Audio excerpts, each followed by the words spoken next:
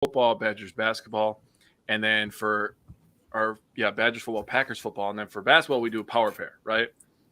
And he's been really on your hype train, and I have not been able to pick you on my 3 stars because that's Tyler's boy.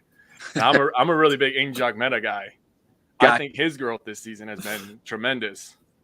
But yeah, this is Tyler's day, man. So I'm gonna let Tyler take over here real quick.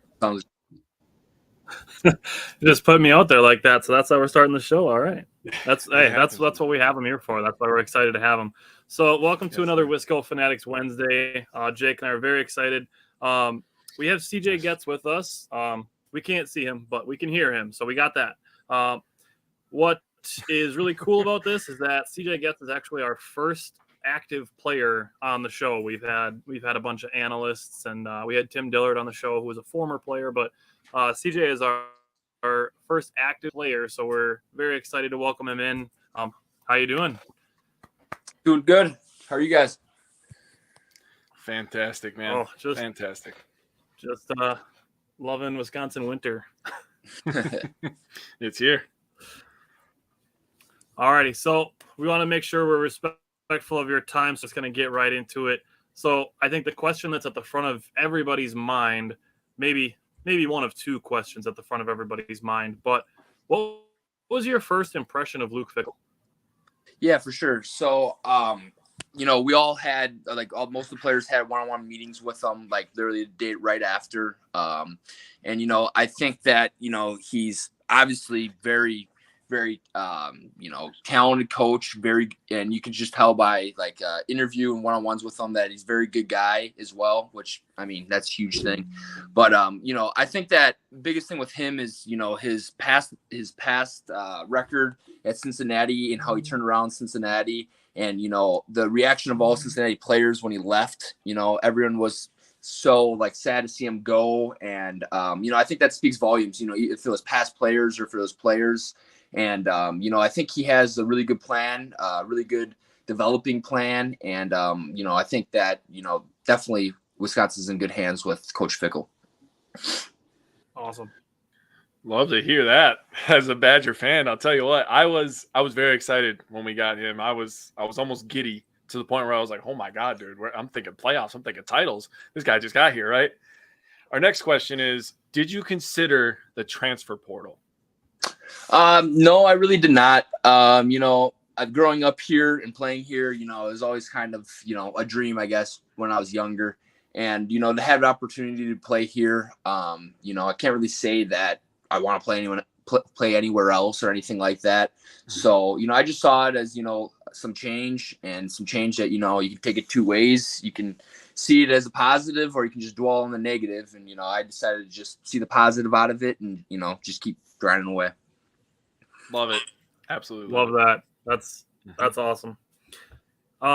So this year it's a really weird situation, actually. Like, Coach Fickell's here. He's going to coach the bowl game. Jim Leonard is sticking around for the bowl game. There's a bunch of new coaches coming and going. For you specifically, how are you preparing for the bowl game this year as opposed to last year? Yeah, so, this year, obviously the schedule is different. In the past, it's been more of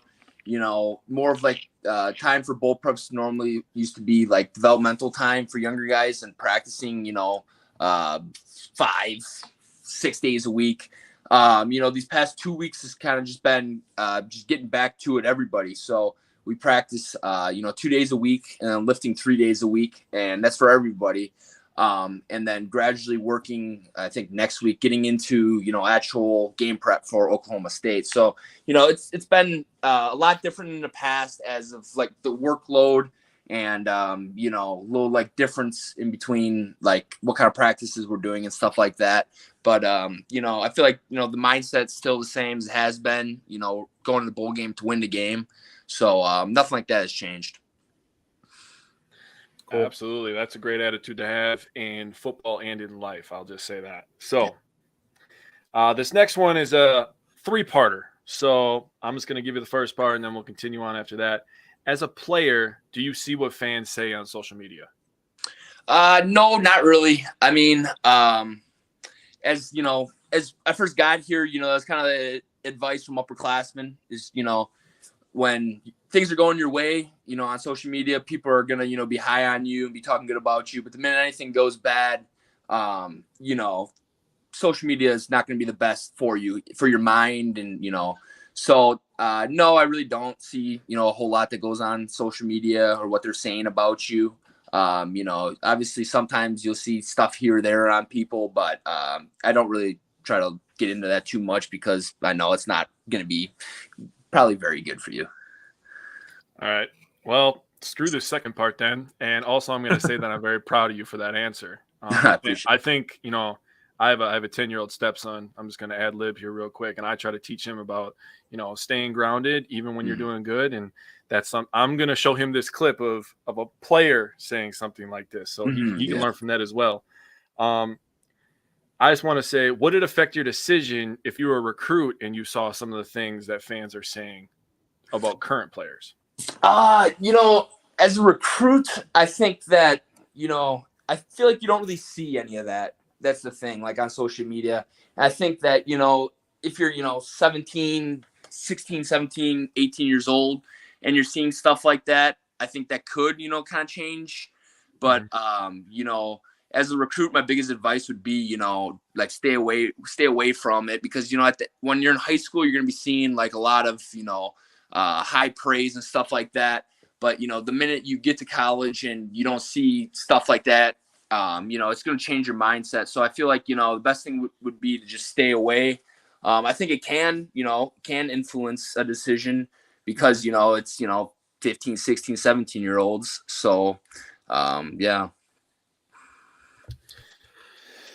It's sad that that's the world that we live in. And this is something that Jake and I are hopefully going to be able to try to affect some change in, but it's sad seeing, players from fan bases that we're parts of and seeing people who we would consider peers as part of the fan base, like tearing down the teams that they're here to support.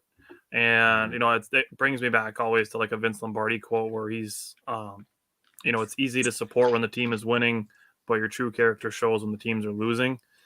And it really, really shows. And I don't think it's shown more so in anything Wisconsin sports related than when it comes to Graham Mertz.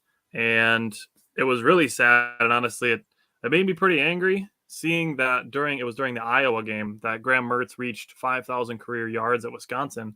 And there was 70 comments on Twitter. And all of them are negative. And it's terrible to see that it happens that way. But, like as a teammate, does that stuff affect you? Does it affect the locker room?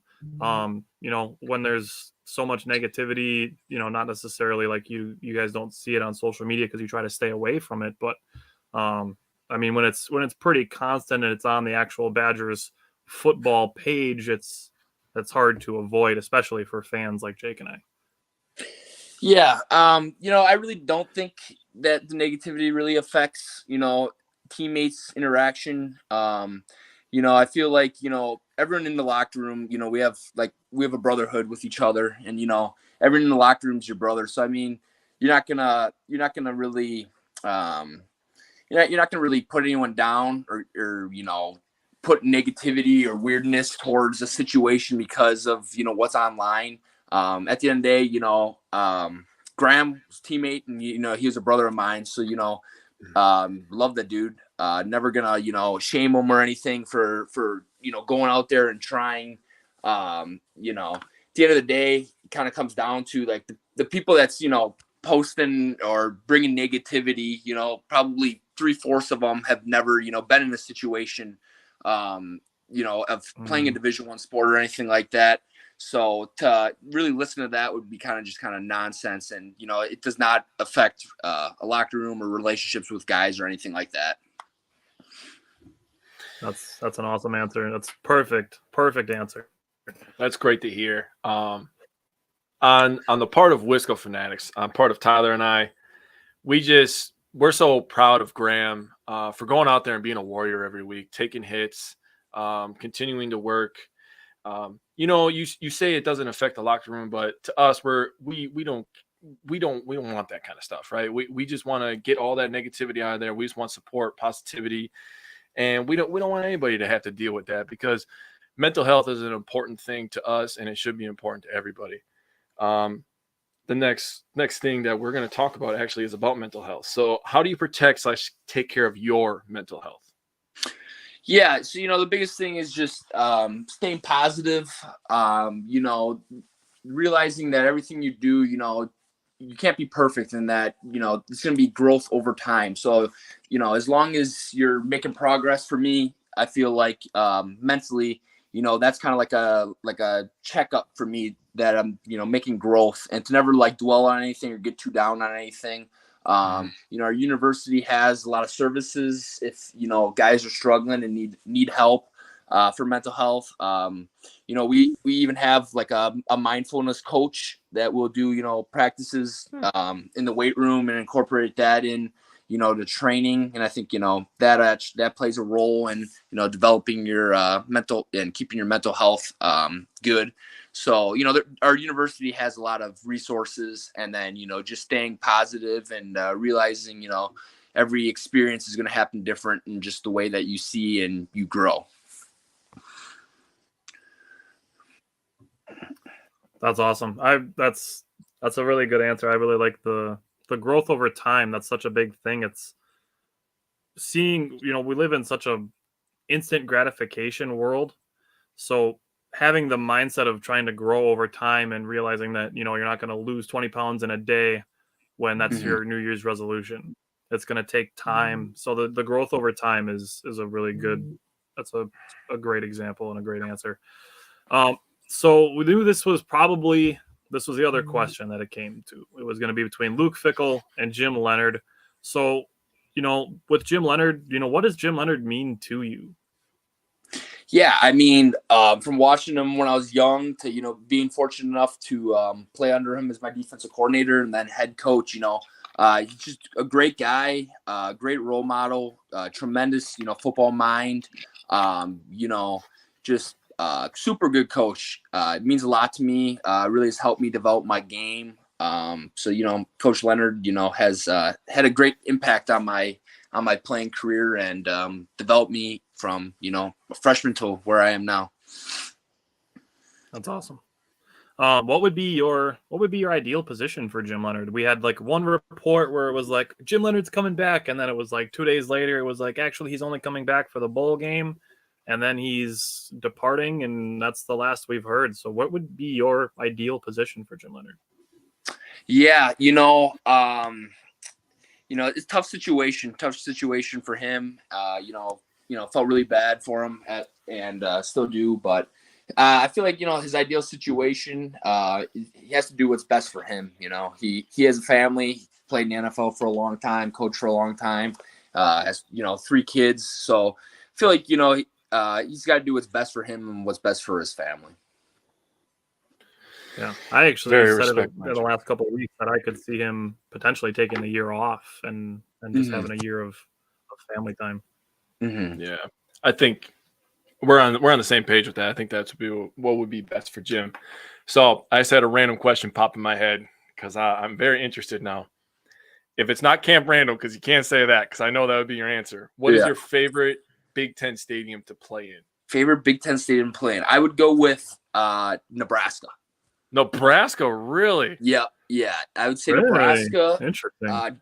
Yeah, definitely the loudest stadium and most devoted fan base. Right when you get on the field before the game, it's fully packed and ready to go. What? Yep. Yeah. I am shook. Yeah. I am shook right now. I did not expect that, man. Yeah. I was like, he's gonna say Michigan or Ohio State. Yeah.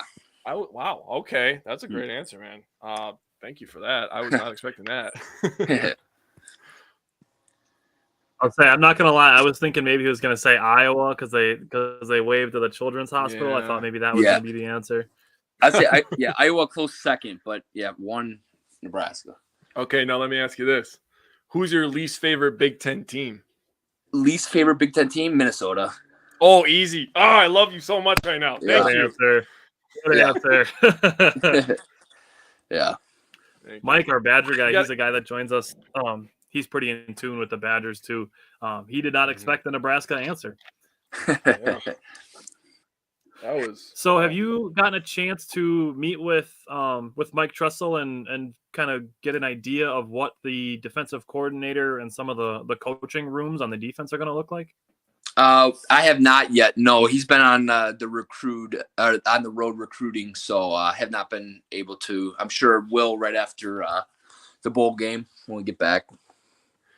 All right, you brought it up. Now I got to ask. What is going on? All of a sudden, we're a quarterback hotbed, man. Have you? I know you've seen this on social media, man. We got all these quarterbacks coming to visit. Actually, we have Cole LaCrue joining us next week, another future Badger quarterback. But I want to get your opinion on us becoming just an offensive powerhouse with the stifling defense. What's your opinion on that? Yeah, I mean, I'm not 100% sure, really know what's going 100% for the recruits visiting and stuff like that for quarterback. But I mean, I think that, it's going to be definitely big change, and, it's not going to look like, the typical, I guess, Wisconsin offense that most people are used to. So I think, I'm excited to see, and kind of, going into it, it'll be very interesting to see, but definitely, yeah, I'm excited to see it. Okay, last one. Favorite Badger of all time. Favorite Badger of all time. Favorite Badger of all time. That's a tough one. I mean, probably go with JJ Watt. I knew it. That's what my guess was gonna be. Yeah, great answer. You Yeah. can't go wrong with that one. No. I mean, he's one number off. Yeah. So, when does spring practice start? April normally, I think. April. So Yeah. for you specifically, while we have you here, for you specifically, your game, like Jake was saying when we started the show, it stood out to me that as weeks went on that you were improving and improving and improving, getting in the backfield, containing some running quarterbacks, which was exciting to see, even if you weren't making the tackle, but forcing the quarterback to take a wider angle to run and to not be able to escape the pocket, things like that. What specifically are you going to be working on for the bowl game and for next season?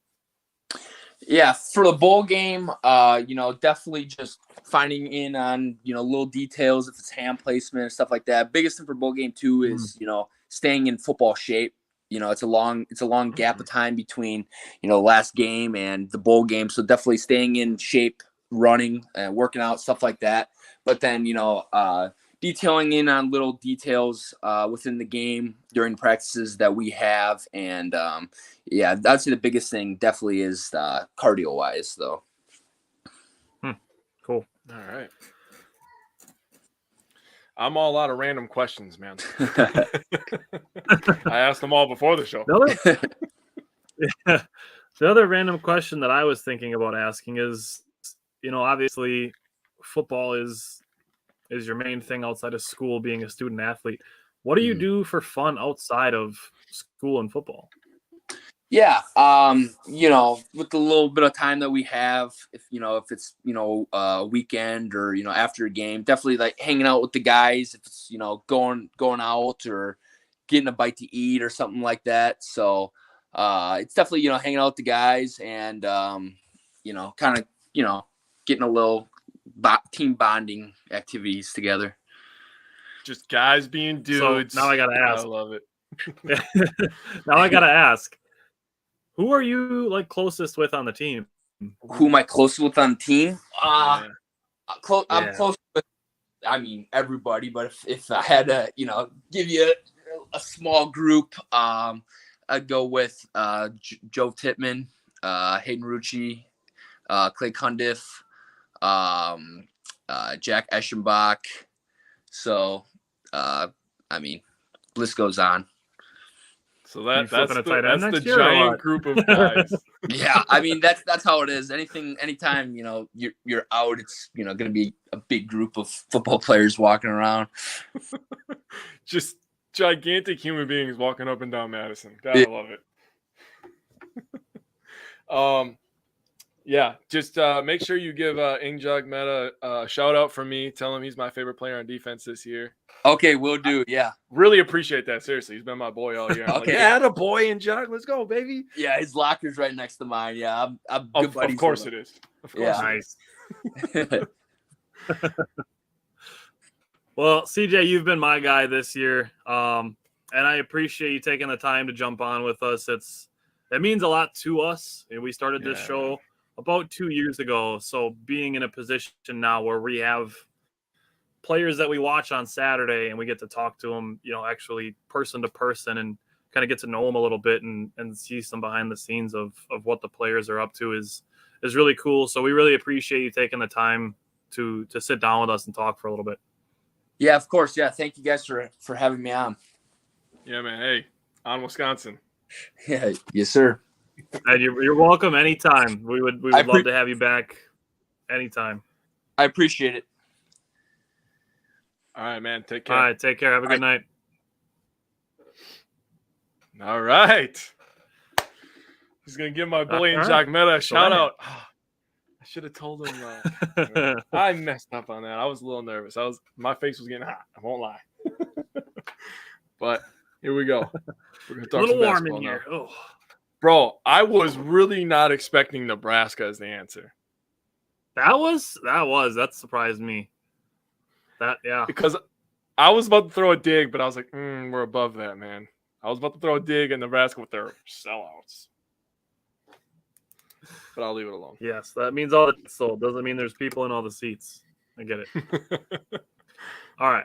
So real quick before we jump into Badger basketball, actually, I want to throw out one really quick thing. And I just want to throw out a couple points on the trade that the Brewers made for William Contreras on Monday. I just want to throw out a couple things, a couple thoughts from that really quick. One, obviously, being holy shit, Matt Arnold has joined the Wizardry. That is Wisconsin general managership.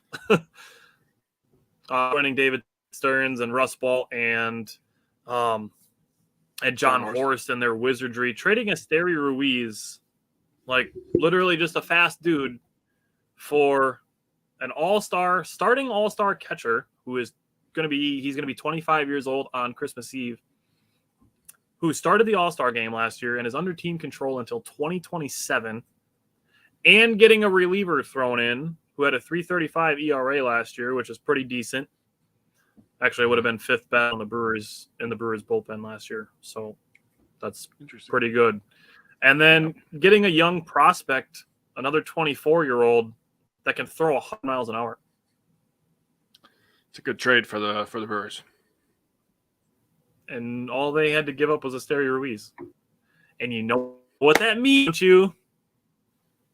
No, you tell me. It means we are one step closer to Sal Frelick being on the Major League roster. Because Esteri Ruiz was already on the 40-man roster.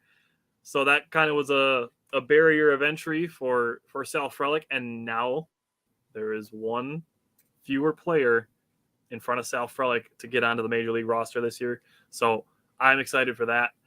But what I want to say is exactly, Bill's got it. Super stoked about the Contreras trade. We gave up our number 8 prospect for those arms and an all-star catcher. Bill loves it.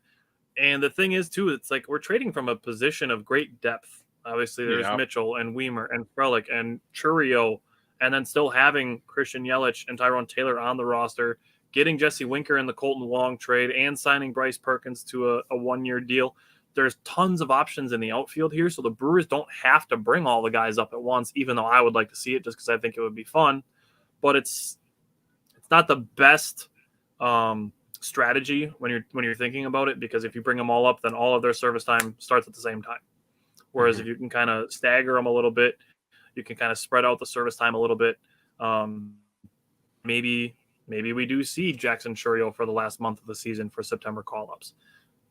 Maybe, this, I don't want to put this out there, but injuries do happen. And, there's still 2.5 months until pitchers and catchers report. So there's easily possibility existing of another trade happening from the Brewers outfield, whether it be Tyrone Taylor or Jesse Winker getting flipped, something like that.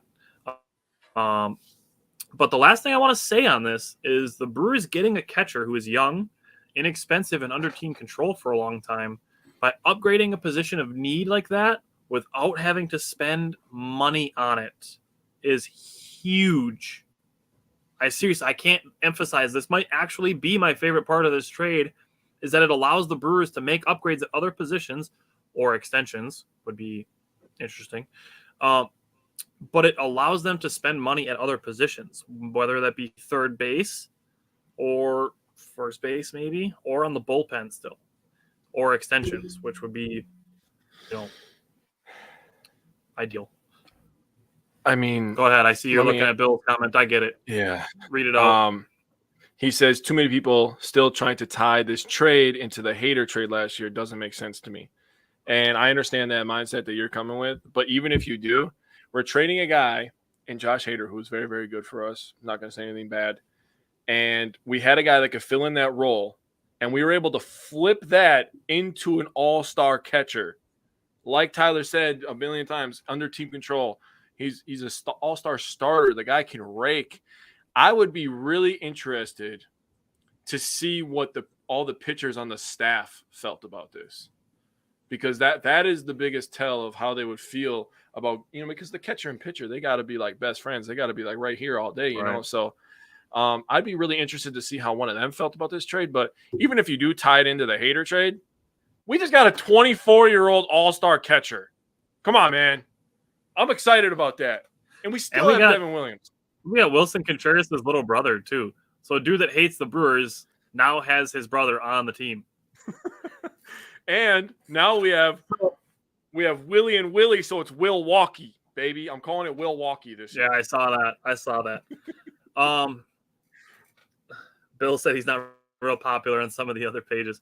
So, Bill, the reason I think people try to tie it into the Hader trade, while they're not saying that it was like, a 5-team deal that the Brewers added in the Padres and, this becomes part of the trade, it's not the same, it's not the same deal, obviously. This is a separate transaction, but it's tied into the trade tree, which actually this is super insane that this is how this goes, but you can trace this trade back to JJ Hardy.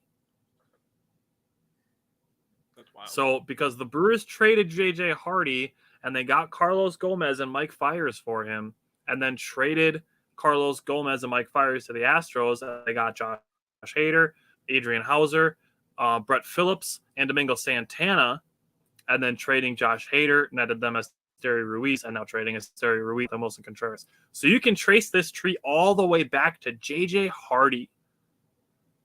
That's how long these trades have gone on. So that's just the tree. It's not, it's not the same transaction, obviously, but it stems from the same branch on a tree that goes all the way back to the tree trunk that is JJ Hardy, who is now up for Hall of Fame voting. What? That's how long JJ Hardy's been retired.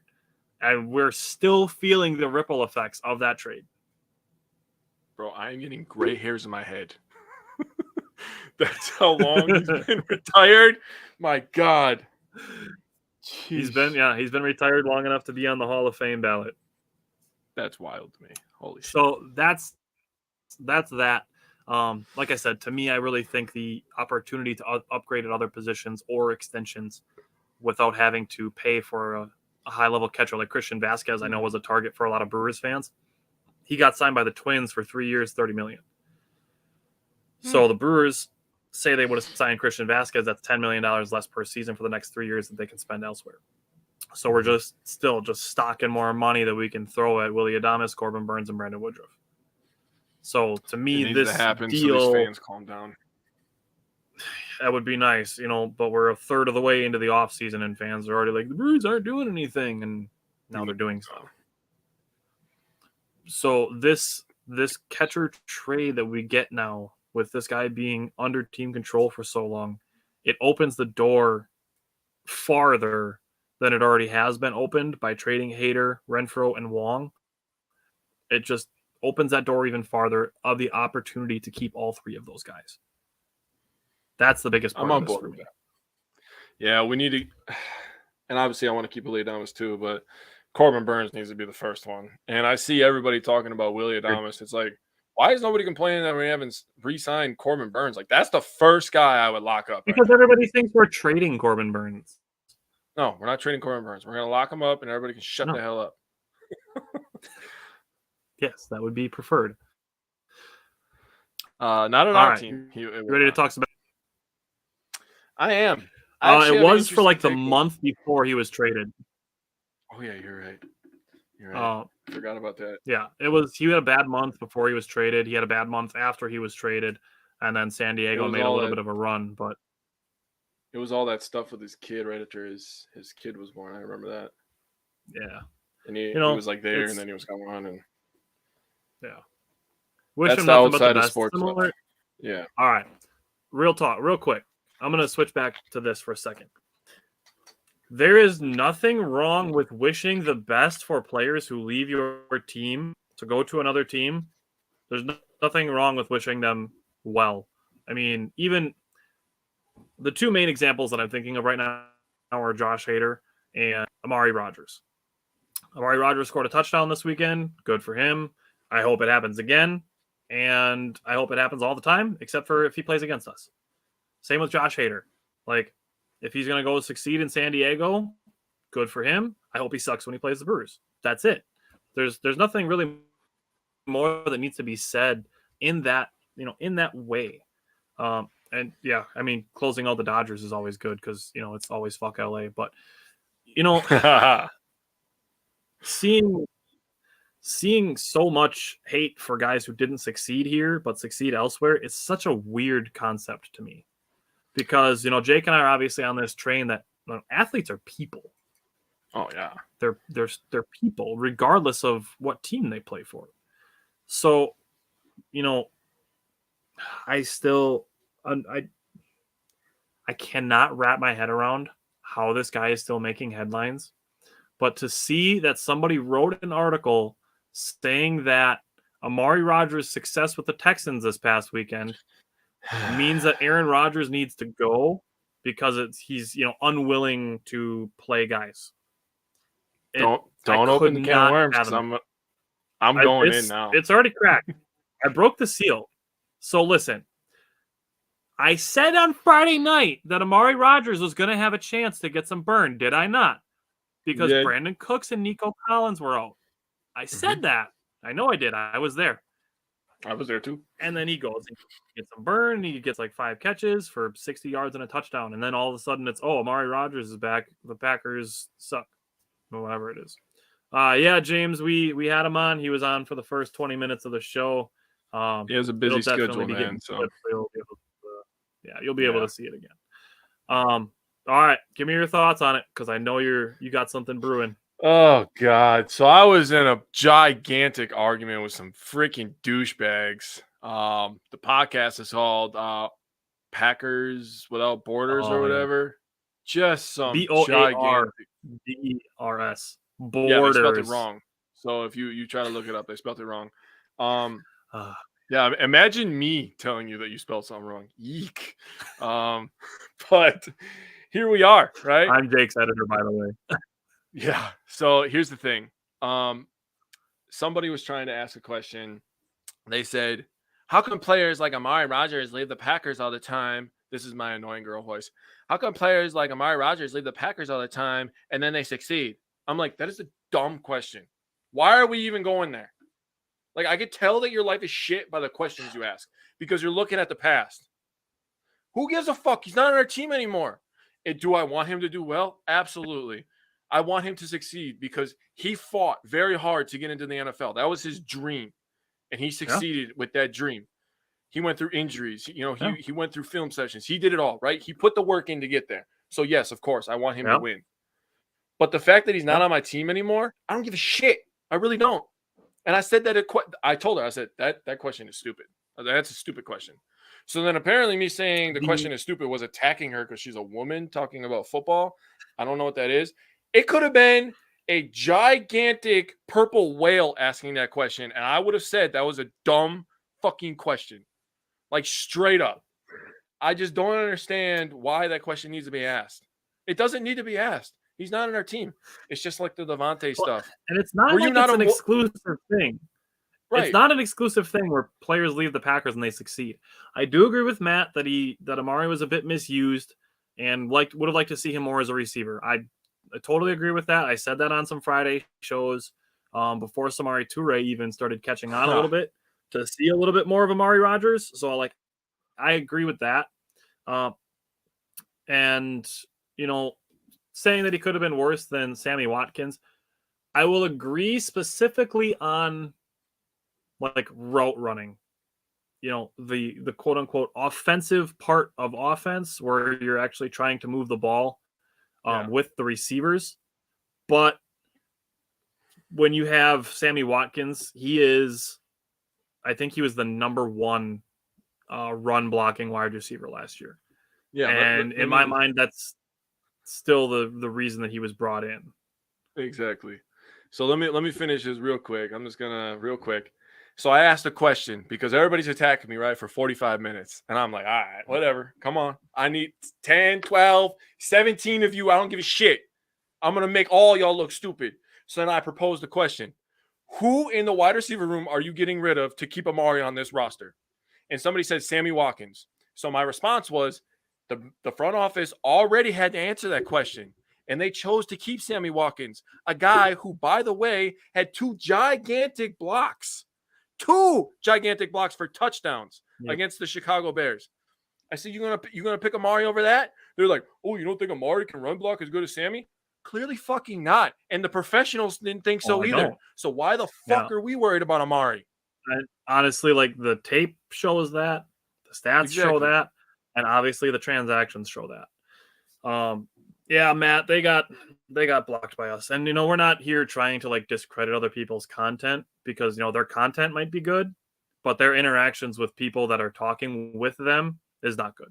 Like, Jake and I'll call out negativity when we see it, but, you know, we're not going to see somebody, you know, say something to somebody else and then not try to at least, you know, find some common ground because we're all still Packers fans. We're not going to immediately just start attacking somebody personally because of an interaction that we had. And because I said her question was stupid, they brought my mom into the conversation. I'm like, okay, that's real. That's real mature. By the way, I'm just going to show this up here, Matt. I'm not saying anything bad. Amari was supposed to be Cobb's replacement, but Rodgers brought Cobb in. I don't want to see nothing anymore ever again about Amari being Randall Cobb. Because if you guys remember, young Randall Cobb was an elite route runner. He was an elite slot receiver. The man was a monster before all the injuries piled up, and then he got shipped off to Dallas and the Texans, and he came back, and he's still been an impact player for us this season. But Amari is nowhere near the stratosphere of a young Randall Cobb. That needs to stop right now. Yeah, that's what he was supposed to be coming out of the draft, so I get why Matt said that. I know. And I'm not going at you. I understand why he's saying it. Bill is correct. Yeah, right. Micah Hyde and Devontae Adams are the only two that I can really think of that left the Packers and then had a career. So, I mean, you can go down the damn list. Yeah, man, that was the hope. That was, you know, his quote unquote his draft comparison. Yeah, I know what you're saying. I know what you're saying. Yeah. So you can go down the list: Matt Flynn, Greg Jennings, Javon Walker, James Jones, like Jordy Nelson, even. Dude, like Eddie Lacy. You can go down the damn list. James Jones left, came back in a hoodie, and then he was good again. Like, he left, came back in a hoodie, and he was good again. You're gonna tell me that doesn't show you that players just don't leave the Packers? You know what I mean? Like, Greg Jennings was all right for like a year, and then he just completely fell off the face of the earth. And then to make himself, you know, relevant, he started talking shit about a guy who's winning MVPs. Yeah. Fuck you. What about Josh? I hate that he still rides the Packers coattails. Yeah. Whatever happened to Josh Sitton? Shit, I don't know. That dude was an all-pro when he was with the Packers. True that. He got cut because some character stuff, but he signed with the Bears, and then nothing. Yeah, where careers go to die. Maybe Bulaga, if he could have stayed healthy. You know, it's Corey Linsley, I would say, has been good, but yeah, man. I mean, keeping Cobb would have been great, but I mean, we kind of got into a point almost where we had to choose between Cobb and you know, signing guys like Adrian Amos, for example. Guys that were more important like, not to say that Cobb wasn't important, but it becomes a business at some point, and you kind of have to make those tough business decisions. But he's back and he's helping on third downs, which is good. And Isaac said it, that Packers fans won't be excited by Christian Watson, but they'll go and hinge on Amari Rodgers. Yeah, I don't know if you can sum up the Packers fan base better than that. That they'll continue to doubt the players on their team, but a guy has one good-ish game with another team, and it's, oh my God, why are guys good when they're not on the Packers anymore? Oh, Jesus fucking Christ. I know. And this is why we have apology forms.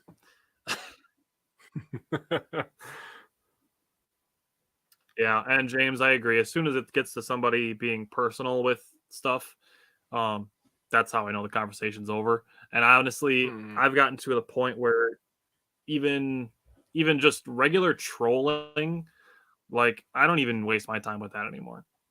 Like, I'm out here trying to have, like, legit discussions. And, like, if you can actually give credit to your opponents, I will respect that.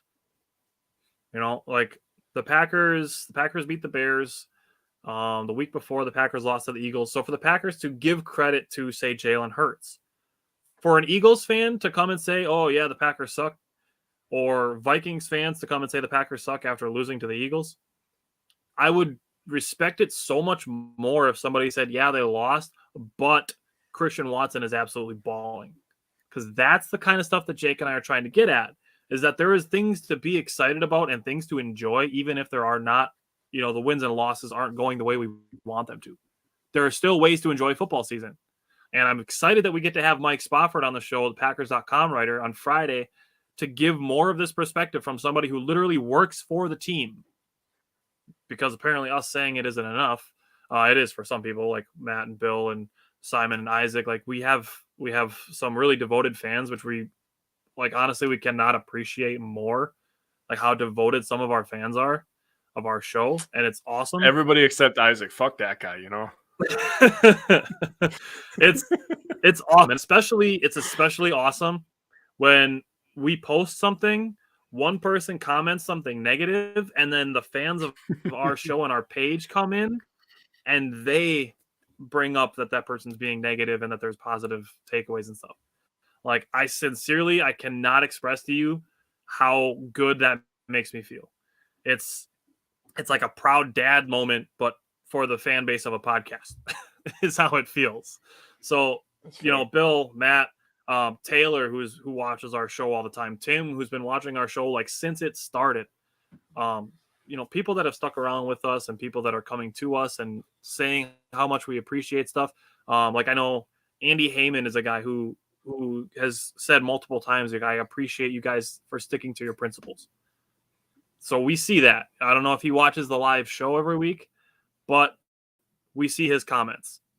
So Isaac, the fan from Greece, we've seen that guy pop up like 3 or 4 times. It's not always, but when he pops up, he's here, and we still don't know how to pronounce his name. it's all the Greek letters, and I don't know Greek letters. So we've asked him a couple times, like, hey, how do you say your name? So we can shout you out. But we haven't had the opportunity to talk to him about that yet. But there's definitely going to be some major changes to come with the offseason with the Packers. The salary cap does go up, so there is opportunity there, and there's obviously always going to be restructures, and there will be some cap cuts and stuff. But Bill, we're actually going to do a show in the offseason. We're going to do 4 moves to fix the Packers. So Jake, myself, Simon, and Bryant, and we're maybe looking at a guest to join us for that show as well. 4 moves to quote unquote for 2023. So we're going to do that. But Bill, we appreciate it. Informed opinions. That's what we're here to provide, in addition to, the positive and optimistic look, is also quality analysis. So that's what we're here to do. So you ready to do it, Jake? Yeah, sorry. I had to take a phone call real quick. Sorry about that. Bill said he gets to do research. Hey, if you want to put your opinions out there, like, you can totally even you can comment on the show along with us when we do that. It's probably going to be maybe like a February or March thing, like right before we get into draft prep, because that's always a huge thing. We'll see what happens with that. So if you if you want to do some research along with us, we're actually going to have some questions too for Mike Spofford this week that we want people to interact with as well. So we appreciate the interaction. That's why we do the show live. So Isaac's asking us a Bucks question when I have a good answer. The banner clearly says Badger basketball. So Isaac, put that question in your pocket and ask it again in 20 minutes. Why do you think I said fuck that guy, man? Guy never stays on topic. Respect the order of the show, Isaac. All right, I'm just kidding. All right, we can talk about it real quick. Isaac asked, when Ingles is activated, who do you think gets their minutes cut? The current outlook on Joe Ingles is that he is with the G League Wisconsin Herd. He's getting in 5-on-5 practice, and now it seems almost that it's more Matt said somebody will. It's more about his conditioning than it is about his knee injury. So that's basically where we were with Chris Middleton at the beginning of November. And then towards the end of November, we got him back. So Simon said we control the show now. That's a stretch. You're Simon, fired. you're fired. Screw you. Simon gets a little bit of admin privileges, and then he thinks he controls the show. Joe Ingles, I think the earliest estimate we're looking at is maybe the Christmas Day game against Boston. That would be the perfect time to get Joe Ingles on the Jingles Day. Joe Ingles for Christmas as our Christmas present from the Bucks would be awesome. If I had to say somebody that gets their minutes cut, it's probably a mixture, honestly. It's probably a little bit of Pat Connaughton, a little bit of George Hill, a little bit of Grayson Allen, a little bit of Javon Carter, maybe a little bit of Brooke Lopez and Bobby Portis. Not a lot, but maybe just a little bit. And it's going to be, not necessarily some one person is going to go from playing 25 minutes a game to 10. And we've already seen it as it's annoying how often it's happening. Seeing people complaining about Marjan Beauchamp not playing enough, as if we didn't just get two locked and loaded veteran wings back who literally helped us win our championship, and people are crying that the rookie is not playing over them. All right, let me at them.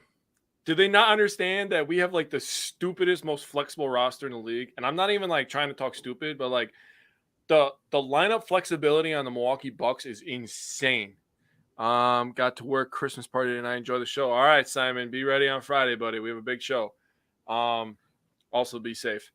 I would say my answer would be I would split it between Pat Connaughton and Javon Carter. It was like strictly looking at it, and I had to answer like right now. I would say it's going to be between those two guys. Take a little bit here, take a little bit there, like Tyler said. I think Bud is going to play it like this, though. He's going to play hot hand, and he's going to say, all right, I got this lineup, I got this lineup, I got this lineup. This lineup matches up well against this team. That's who's going to play tonight. That's what I think he's really going to do. I don't think anybody's necessarily going to lose minutes on a per-night basis. Right. Matt, nobody wants to see that. Nobody wants to see Jordan Nwora getting more minutes than Marjan. He didn't last night. And the other thing I want to throw out, just while we're on this subject of Marjan, is that he was sick for like 2 weeks. And they reported that he lost like 6 pounds from being sick. I can't afford to lose 6 pounds. He's the stick. Yeah. So, like, between, not only getting conditioning from not practicing for 2 weeks, being sick for 2 weeks, and then having to, like, actually gain back, like, legit body mass. Like, like people got to be a little patient. People got to remember, we're 27 games into the NBA season. That is literally 1/3 of the season. So, yeah, Matt said let him recover. Yeah, well, we'll talk more about the Bucks after we get through the Badgers. We only have one Badger game to talk about. So let's do the Badgers versus Iowa. This game that it shouldn't have gone into overtime, but it did. So let's talk about the Badgers in Iowa. Oh, God, I just hate Iowa for just no reason. On the end of Guy. It's definitely guys complaining. Yeah. Not just one. Justin was actually over for the Badger game. And we were kind of talking about what he talked about people just people just have to complain. It is what it is. But this Badger game was exciting to watch. Had a lot of everything. Had the Tyler Wall show again. He finished with 21. 7 of his 21 were in overtime. Yes. I could not believe that he pulled up for 3 and he cashed it. And he hit it. He freaking cashed it too. What? That game was Tyler Wall Euro step too. He did another Euro step. We got another Tyler Wall Euro step and one. To match point, finally got ranked. Jesus Christ, it took forever. Yeah, finally. Hepburn looked okay. Steven Crowell looked, yeah, they always are. That's probably why I hate him, Bill. Steven Crowell looked impressive in this game. 12, 6, and 7. 7 assists for the big man. Klesmit, I told you that happened. It happened against Marquette. I told you it happened. I told you. This is the second time now. I know. That's amazing. I told you so. Klesmit, Davis did his thing. Connor Esigian, he looked good. This team has all the flexibility. I guess, if I had to take a takeaway from this game, the three-point shooting wasn't great. We started out very poor, but then, once we hit one, then we were kind of hitting on a more regular basis. But the one thing that I think I would like us to do more is get to the free throw line. Only 11 free throw attempts in this game, 6 of 11. Got to make your free throws too. But the toughness of this team, and I believe, they get good shots. Just got to get guys to make shots, which it will happen as the season goes on. People get more comfortable in spots that they're in. So Iowa just would not go away. They had the lead for a long time in this game. Then when we finally took the lead out, when we got to 60, it was 60-55. I was like, oh, shit, that's game, right? Dude, listen. Obviously not. This game could not be a more perfect example of basketball as a game of runs. True that. Because this was annoying. Iowa went on an 8-0 run right before the end of the first half, and then Chucky scored a bucket right at the buzzer. So Iowa went on an 8-0 run at the end of the first half. Iowa also went on an 8-0 run at the end of the second half. That tied the game at 60. However, Iowa was leading 48-42, and the Badgers went on an 18-6 run, or 18-4 run. Sorry, 18-4. So the Badgers went on an 18-4 run to take a 60-52 lead, and then Iowa came back with another 8-0 run that sent the game into overtime. Basketball's a game of runs. There it is. Just laid right out for you. And then they almost made the 3 at the end of overtime. Yeah, that would have been annoying too. So I'm surprised you left out my man Carter Gilmore. That's your guy now. You must have just known. Anybody that's got the initials CG is just my guys, I guess, is how that's going. That's your guy now. You picked him, so that's your guy now. Again, now we got to get Carter Gilmore on the show so that I can have my guys on the show. I claimed Klesmit early, so that's mine. God, I love Max Klesmit. I claimed him early. Hey, who got Max Klesmit's dad to like a tweet on Twitter? I mean, I have no control over that, but all right. So Carter Gilmore, another career high. Now he's up to, season high. Now he's up to 8 points for his season high. But I gotta say, watching Carter Gilmore in this game, he was playing aggressive, which I like, because you know what it tells me when Carter Gilmore is being aggressive is that he's playing with confidence. Mm-hmm. And I love that. I love seeing Carter Gilmore playing with confidence and being aggressive, because I think that's going to be potentially a next step for him, is to be like, oh, I'm kind of that dude. Because he had 4 rebounds in this game. 3 of them are offensive. He had 3 offensive rebounds. And those 3 offensive rebounds turned into 4 second chance points. I'll take that. Because 2 of them he got on the same possession. So. Mm-hmm. So he turned 3 offensive rebounds into 4 second chance points. And he took a couple threes early in this game. He missed them both, but he was in the first 8 minutes. And I think Greg Gard probably said, hey, threes aren't there for you, so just get the ball in the paint. And then he started making layups, and he was driving 8. He was 4 for 5 on shots inside the 3-point line. So that's, I know. We're getting into that territory of Carter Gilmore really putting himself higher in the rotation and earning himself some more minutes, which is cool. You brought up free throws. Badgers were 6 for 11. Iowa was 14 of 17. Mm-hmm. You're not going to lose a lot of games where you shoot 14 for 17 at the free throw line. No, you're not. And you're +8 on the free throw line. Exactly. So you brought up Steven Crowell as well. The Badgers were in their third overtime game of the season already. They're 2-1 in overtime now. Steven Crowell is getting a back down. So he's backing down right at the end of the shot clock. Steven Crowell actually gave credit to Jordan Davis because he didn't know that the shot clock was low until Jordan Davis yelled it out to him. So that's good. That's just good team basketball. Jordan Davis calling that out to Steven Crowell. Lets the jump hook go with 1 second.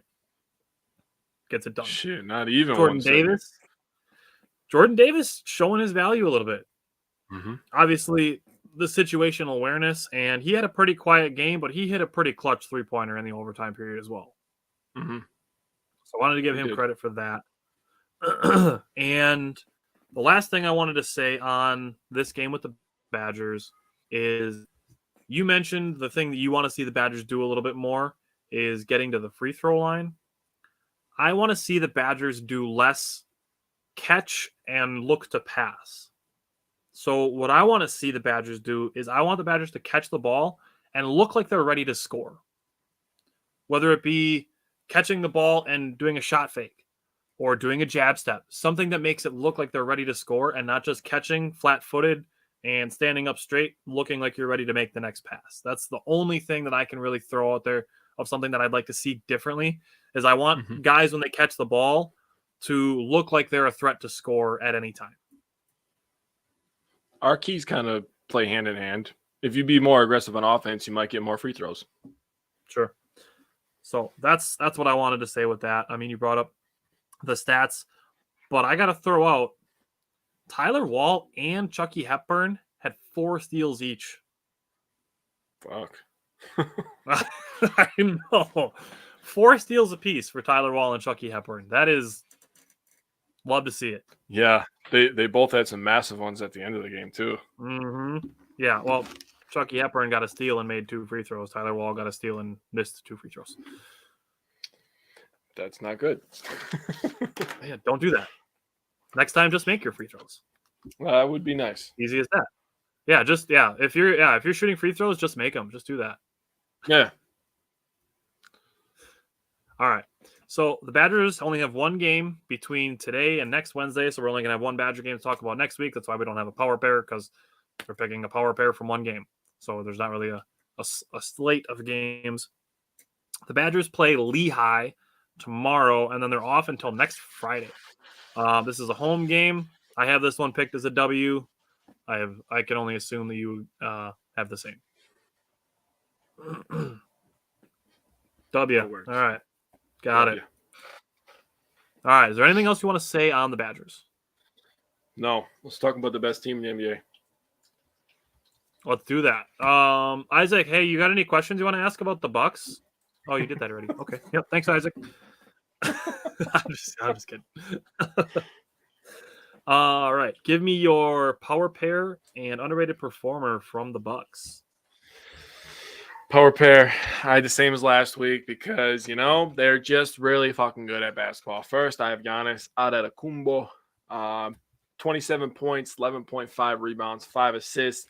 He shot 38 of 82 this week. That's a 46% clip. He was 4 of 11 on threes. That's a 36% clip. That honestly, if he shot 36% from 3 for the season, that would be fucking good. I won't lie. I would easily take that. I'd be happy if Bobby Portis was shooting 36% from 3 right now. Yeah, right now, yeah. Bobby will get there. You see him turning it up a little bit. He's starting to get more touch. Giannis was 29 of 43 from the free throw line. If he literally hits 2 more, he's at 72%. If he lives at 72% for the season, he is a goddamn problem, like he already is right now. The fact Drew that he Holiday, can drop 30 while shooting 9 of 26 and 11 of 17 at the free throw line is insane. Yeah, that's a whole different conversation, but literally what you just said, now take that and ask yourself, how the fuck do you consider anybody else the best player in the league? Seriously. Seriously. He didn't even make 10 field goals. And he had 2 free throws taken away from him. Like, come on, man. Drew Holiday, 24.3 points per game, 6 rebounds, 6.7 assists. He obviously only played 3 games. He didn't play last night against the Warriors with non-COVID like illness. He shot 27 of 56 on the week. That's 48%. He was 9 of 18 from downtown. That is 50%.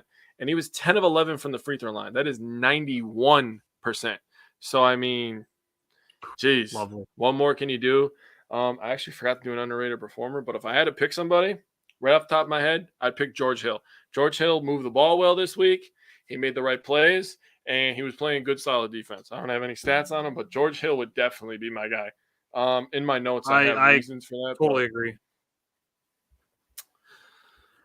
Yeah. George Hill is a great one. Matt said he said it yesterday. If he has a good day, he scores 50 plus tomorrow. Ooh. So they have Jaren Jackson back? I haven't paid attention. Oh, he meant yesterday. He meant if he has a good game yesterday, he scores 50 plus against the Warriors. Shit. You know, the Warriors, they had no answer for Giannis, and he controlled the game even though he didn't shoot well on jump shots. So, you know, it is what it is. But, you know, it's – I don't know. And Draymond Green's going to guard Giannis in the finals. Yeah, okay.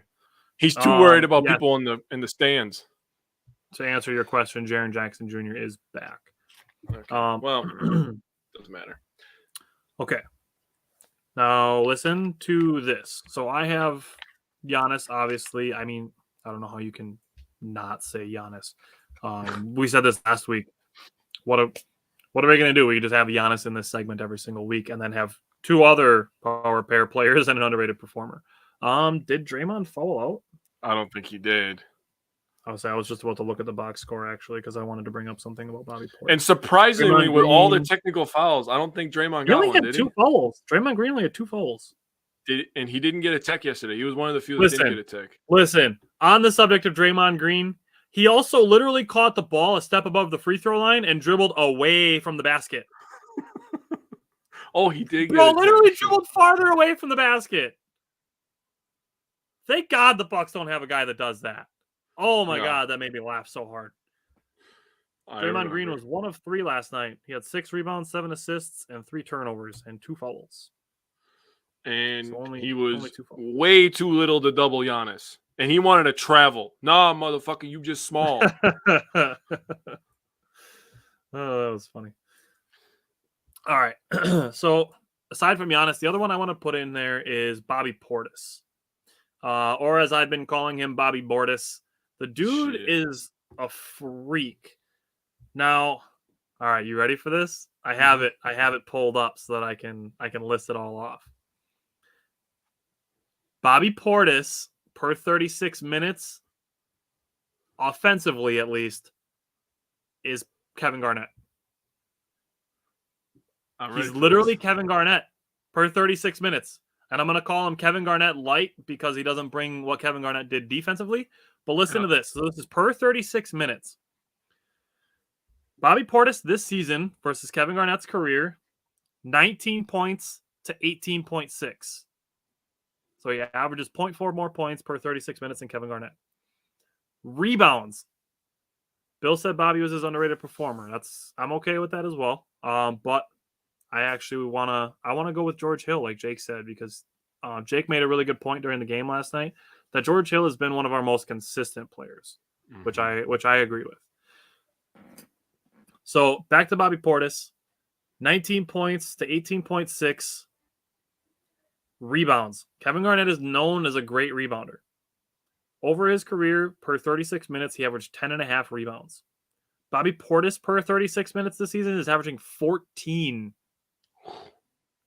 Yeah, a 3.5 rebound advantage over Kevin Garnett's career per 36 minutes is Bobby Portis this season. Say it ain't so. 19 and 14 off the bench. He's not a top 100 player. Yeah, that's a. I'm dead. He's almost 20 and 15, bro. How is he not top 100? And then, all right, so I'm also going to pull this up. Kevin Garnett assists to Bobby Portis, 3.9 to 2.9. So he's got an assist advantage there. Obviously, the steals and blocks favor Garnett. The free throw percentage is off by 1% in favor of Garnett. 2-point percentage, Bobby's is 8% higher. 3-point percentage, Bobby's is 3% higher, and field goal percentage is nearly identical. So Bobby Portis this season is basically Kevin Garnett without the steals and blocks. Proof is in the stats. All right. Let's start with last Wednesday's game, Bucks and Kings. Jake, what did you see from that game? Well, going into this game, I knew this was going to be a ton of points. The Kings play zero defense, but they play a lot of offense. They're very fast-paced. Domantas Sabonis is like the key to that. A lot of offense. And, oh, yeah. Jermichael Green was freaking made no impact in the game. Didn't even matter that he fouled out. I forgot about that. So it was a foul. But Domantas Sabonis is a lot of offense and no defense. He plays zero defense. He tries. I'll give him credit for trying, but he just doesn't guard nobody. But he's a great offensive player, great passer, very skilled big man. So the two things I wanted to really point out this week was playmaking and bench production. So when you go over the numbers and you look at the field goal percentages, the rebounds, all that stuff, and you look at playmaking, the Bucks in this game had 34 assists. 34. And they only had 7 turnovers. That is... Yeah, say it again. 34 assists and 7 turnovers. Oh, that is an elite assist-to-turnover ratio right there. We had all 5 starters had at least 3 assists, and we had 2 players on the bench with at least 3 assists. Giannis, Chris, Drew, Brooke, Grayson, my underrated performer, George Hill, and Javon Carter all had at least 3 assists. Now, obviously, some had more, but if I had to grade the playmaking in this game and in terms of ball movement and player activity and energy, I would say this game was an A+. So when you go to bench production, and you're going to see trends for both things, some negative, one positive. When you go to bench production, the bench gave us 19 points, 18 rebounds, and 8 assists. 6 players played off the bench. If you count the 2 players that got 1 minute, that was Thanasis and Green. So really only 4 players played, and they gave us 19, 18, and 8. So that was fantastic to see.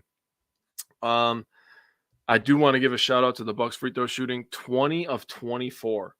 That is fantastic. So when you add together the assist to turnover ratio and the free throw percentage, the Bucks scored 126 points. You're not losing a lot of games unless you play zero defense.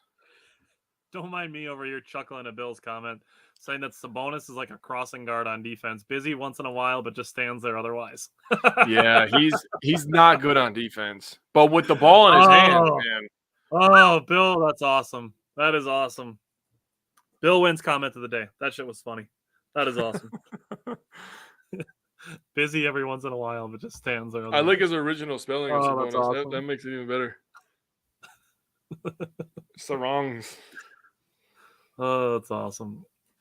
Yeah, I know. Sometimes I forget the Kings exist too, James. All right, so for me, Giannis started this game off hot, 8 straight points. Chris Middleton passing well, like we know that he does. We've been beating the Chris is an underrated passer drum for feels like years now. Yeah. Now I want to bring up Pat Connaughton because he's not shooting very well. And, we dealt with this with Chris a little bit. He had some off night shooting. He's just coming back from a leg injury, especially for a calf injury for a basketball player. Like that's a super important muscle. Yeah. So I'm willing to give Pat a little bit of time on that. But he did get a tip out this game. He got a tip out for some second chance points, and Javon Carter hit a 3 out of it. So there is still ways, back on the Marjan thing is, Marjan could do more than Pat Connaughton's doing. Pat Connaughton still does things that are important. He actually played some pretty good defense last night too, if I want to throw that out there. Yeah. And just being active and athletic. Pat Connaughton, he's a dirty work guy. He's a dog. Pat Connaughton's a dog. He does what needs to be done. Now, first half, Drew and Giannis both had 18 points and 4 assists in the first half. So just a little bit of a weird thing there. Now, I was worried because I didn't think Giannis was going to extend his 30-point game streak when he picked up his 5th foul with 8 minutes and 29 seconds left in the game. Mm-hmm. And then he still finished with 35 points. You brought up the assists and the turnovers and the ball movement in general. 2 things here on the assists. 11 field goals made in the fourth quarter. How many assists do you think they had on those 11 field goals? 11. No, that's you're getting greedy now. It was 8. 8 assists on 11 made field goals in the fourth quarter. Still pretty damn good. And now the Bucks are now 57-4 under Mike Budenholzer when they have 30 or more assists. So just get assists all day, and you'll win 57 out of 61 times. Also in the fourth quarter, Kings went nearly 4 minutes without a field goal at one point. They scored 113. Jesus. And they went 4 minutes without a field goal at one point. That's wild. So you brought up Giannis, 35, 7 assists. Drew Holiday had 31 points. Drew Holiday, only 1 turnover. Love to see it. Chris Middleton had 14, 6, and 6. Only 1 turnover. Love to see it. Brook Lopez had 17, 9, and 3. Like, damn. And then fundamental failures from this game. Only the 4 missed free throws. Only 4 points off turnovers for Sacramento. So you see what that does when you only turn the ball over 7 times? They only scored 4 points off turnovers. And only 11 second chance points for Sacramento. 19 fundamental failure points. That's it. I'm willing to bet that will be one of the lowest, if not the lowest, of the entire season. I'm going to say that's going to be the lowest. 19 is going to be hard to beat, bro. It's going to be hard to beat. I circled that like 34 times in my notebook. 19 on the fundamental failure points for second chance points, points off turnovers, and missed free throws. Oh, man, that made me so happy. They averaged 33 last year for anyone who doesn't keep track of that as closely as I do because I made it up.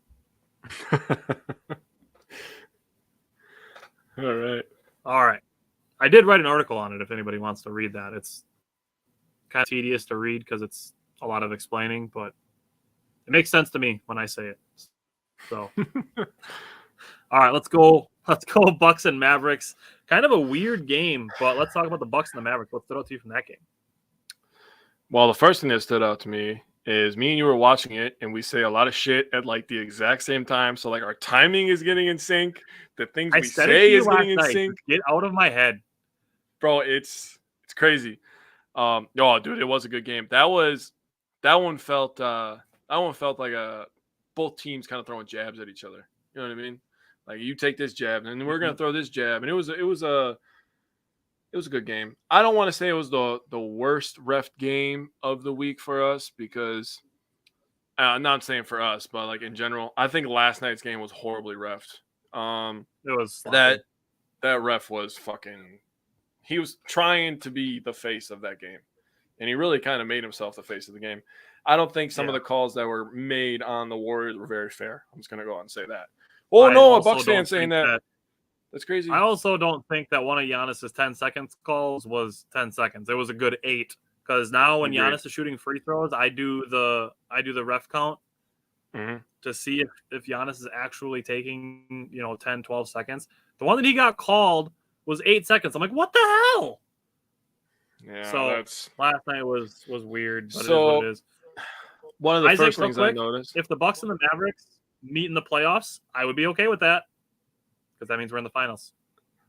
I would be okay with that too. I don't think Luka can do it by himself though. Good God, I did not realize how much that guy complains. Holy shit. He literally, I think it was the next game, Luka literally got a tech for yelling at his teammate. That was insane to me. But yeah. I commented on there, kind of petty, but I was like, yeah, it's because they're sick and tired of listening to that guy yell at them all game. They want to tell him to shut the hell up. Jesus Christ. So we go to this game. The Bucks had 10 more turnovers in this game. So they had 27 assists and 17 turnovers.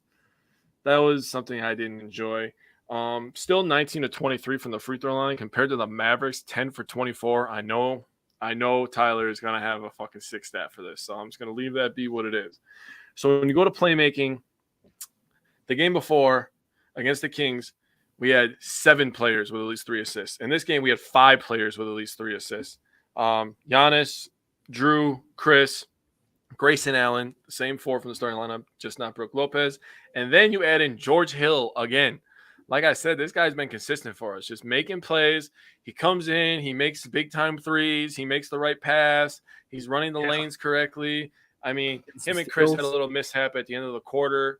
I believe it was the third quarter last night. But other than that, they talked about it. And, those 2 professionals, I trust them to figure that situation out on the fly. They kept the ball moving even when shots weren't being made, but I like the energy in this game. So yeah. I'm still gonna give them an A on playmaking in this game. I'm just gonna be grading the playmaking. I give them an A. Like I said, they kept moving the ball and the energy was fantastic. In terms of bench production, only 4 players played off the bench. 26 points, 20 rebounds, 8 assists.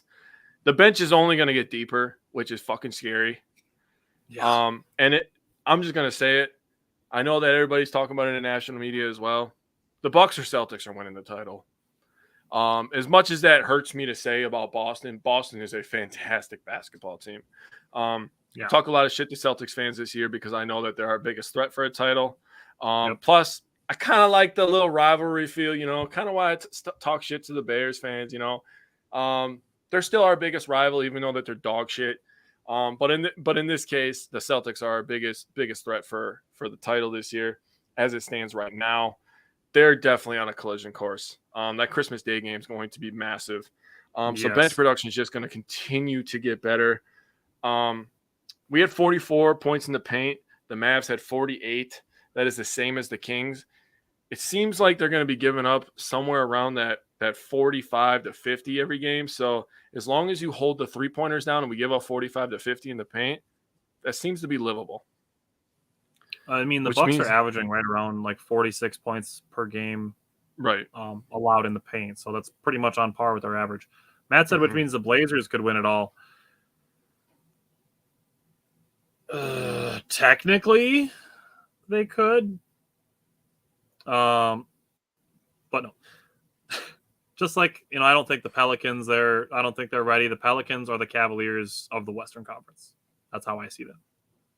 That's fair. The Suns are old and cranky. Is how it seems. God, seeing what a bunch of seeing the way that Chris Paul acted during their scuffle with the Pelicans made me lose respect for him. I'm not gonna lie. Bro, just how all of them act, dude. DeAndre Ayton acting like he deserves a max contract when he got dogged by a guy with 1 leg in the finals. Like, bro, he scored 50 with 1.5 legs. You want a max contract for that? Devin Booker got a big giant head.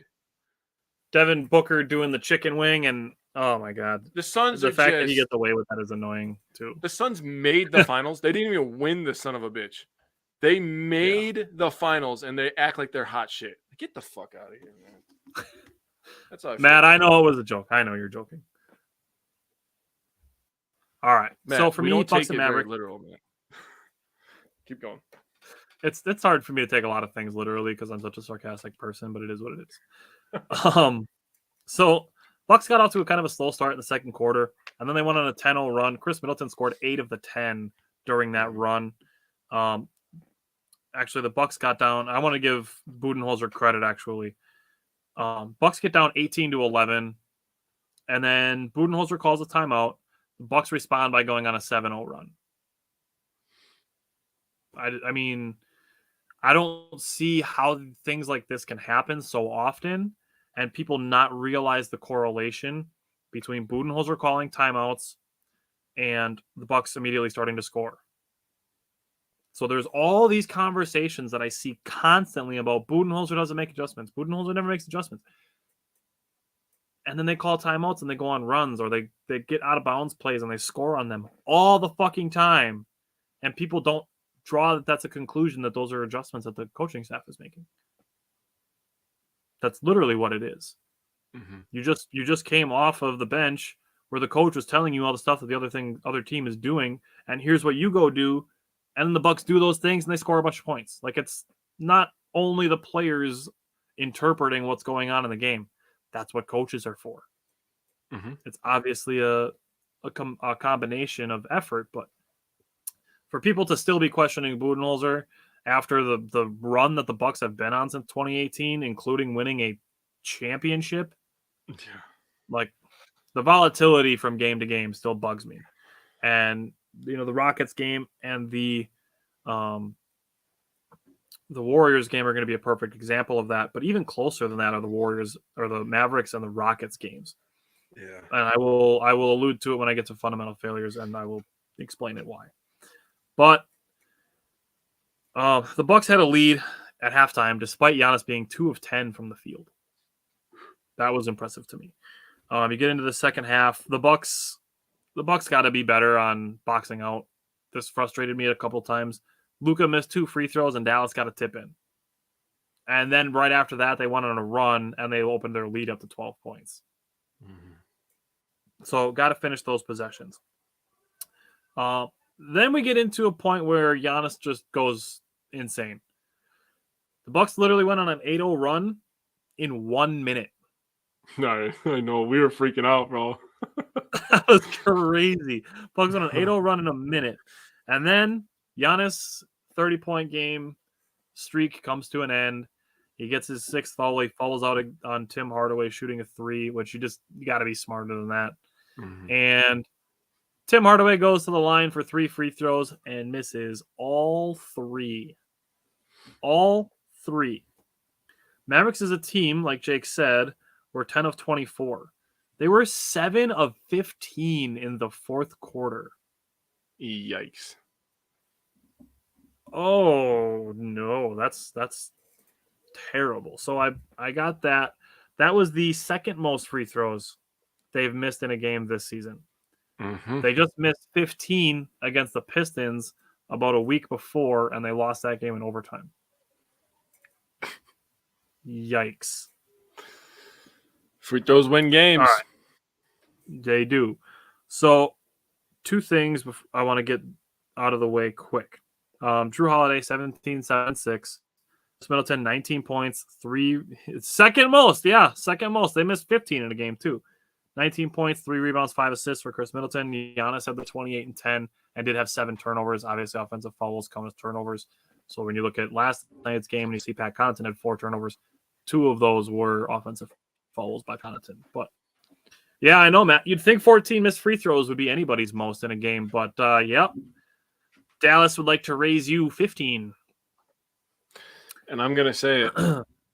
Giannis's 5th foul was fucking trash because they didn't call the charge on Luka when he lowered the shoulder on Grayson Allen.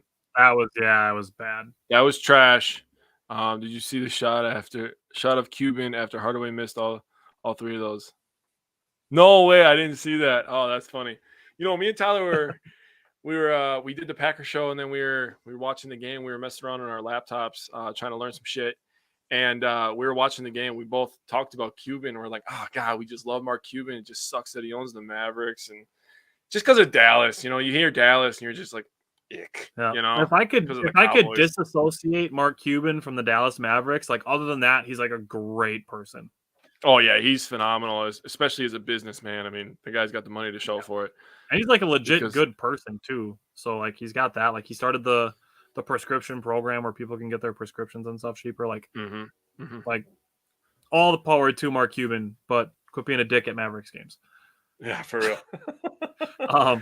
Matt, hey, I was trying to help you by tweeting you through it. The Bucks came back, and the Bucks eventually got the win. This game, I feel like, is one of those games like the Badgers have played all season, where everybody, everybody's talking about the Badgers, and they're like, even Greg Gard said it. He's like, I feel like I'm going to age 125 years by the end of this season. That's the kind of game that the Bucks and Mavericks game was. Yeah, eesh. It was stressful, but it was good ball. I feel like it was good basketball. Plays on both sides.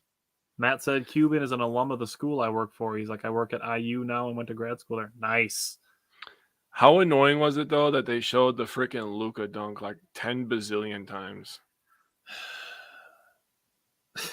I was on ESPN, so I knew it was going to happen. I'm like, they're going to show that replay no less than 8 times. Mm-hmm. Sure enough, they did.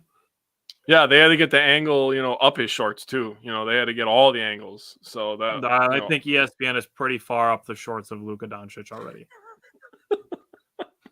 You're welcome for that assist, by the way. That was thought out.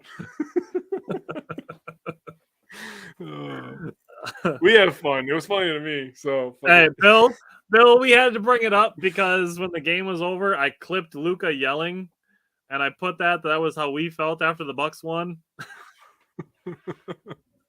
Just to really emphasize the pettiness level on that, because Luka spent 85% of this game complaining to the refs. Bro, even after he got calls, it was like, bro, you got the call. Shut the fuck up.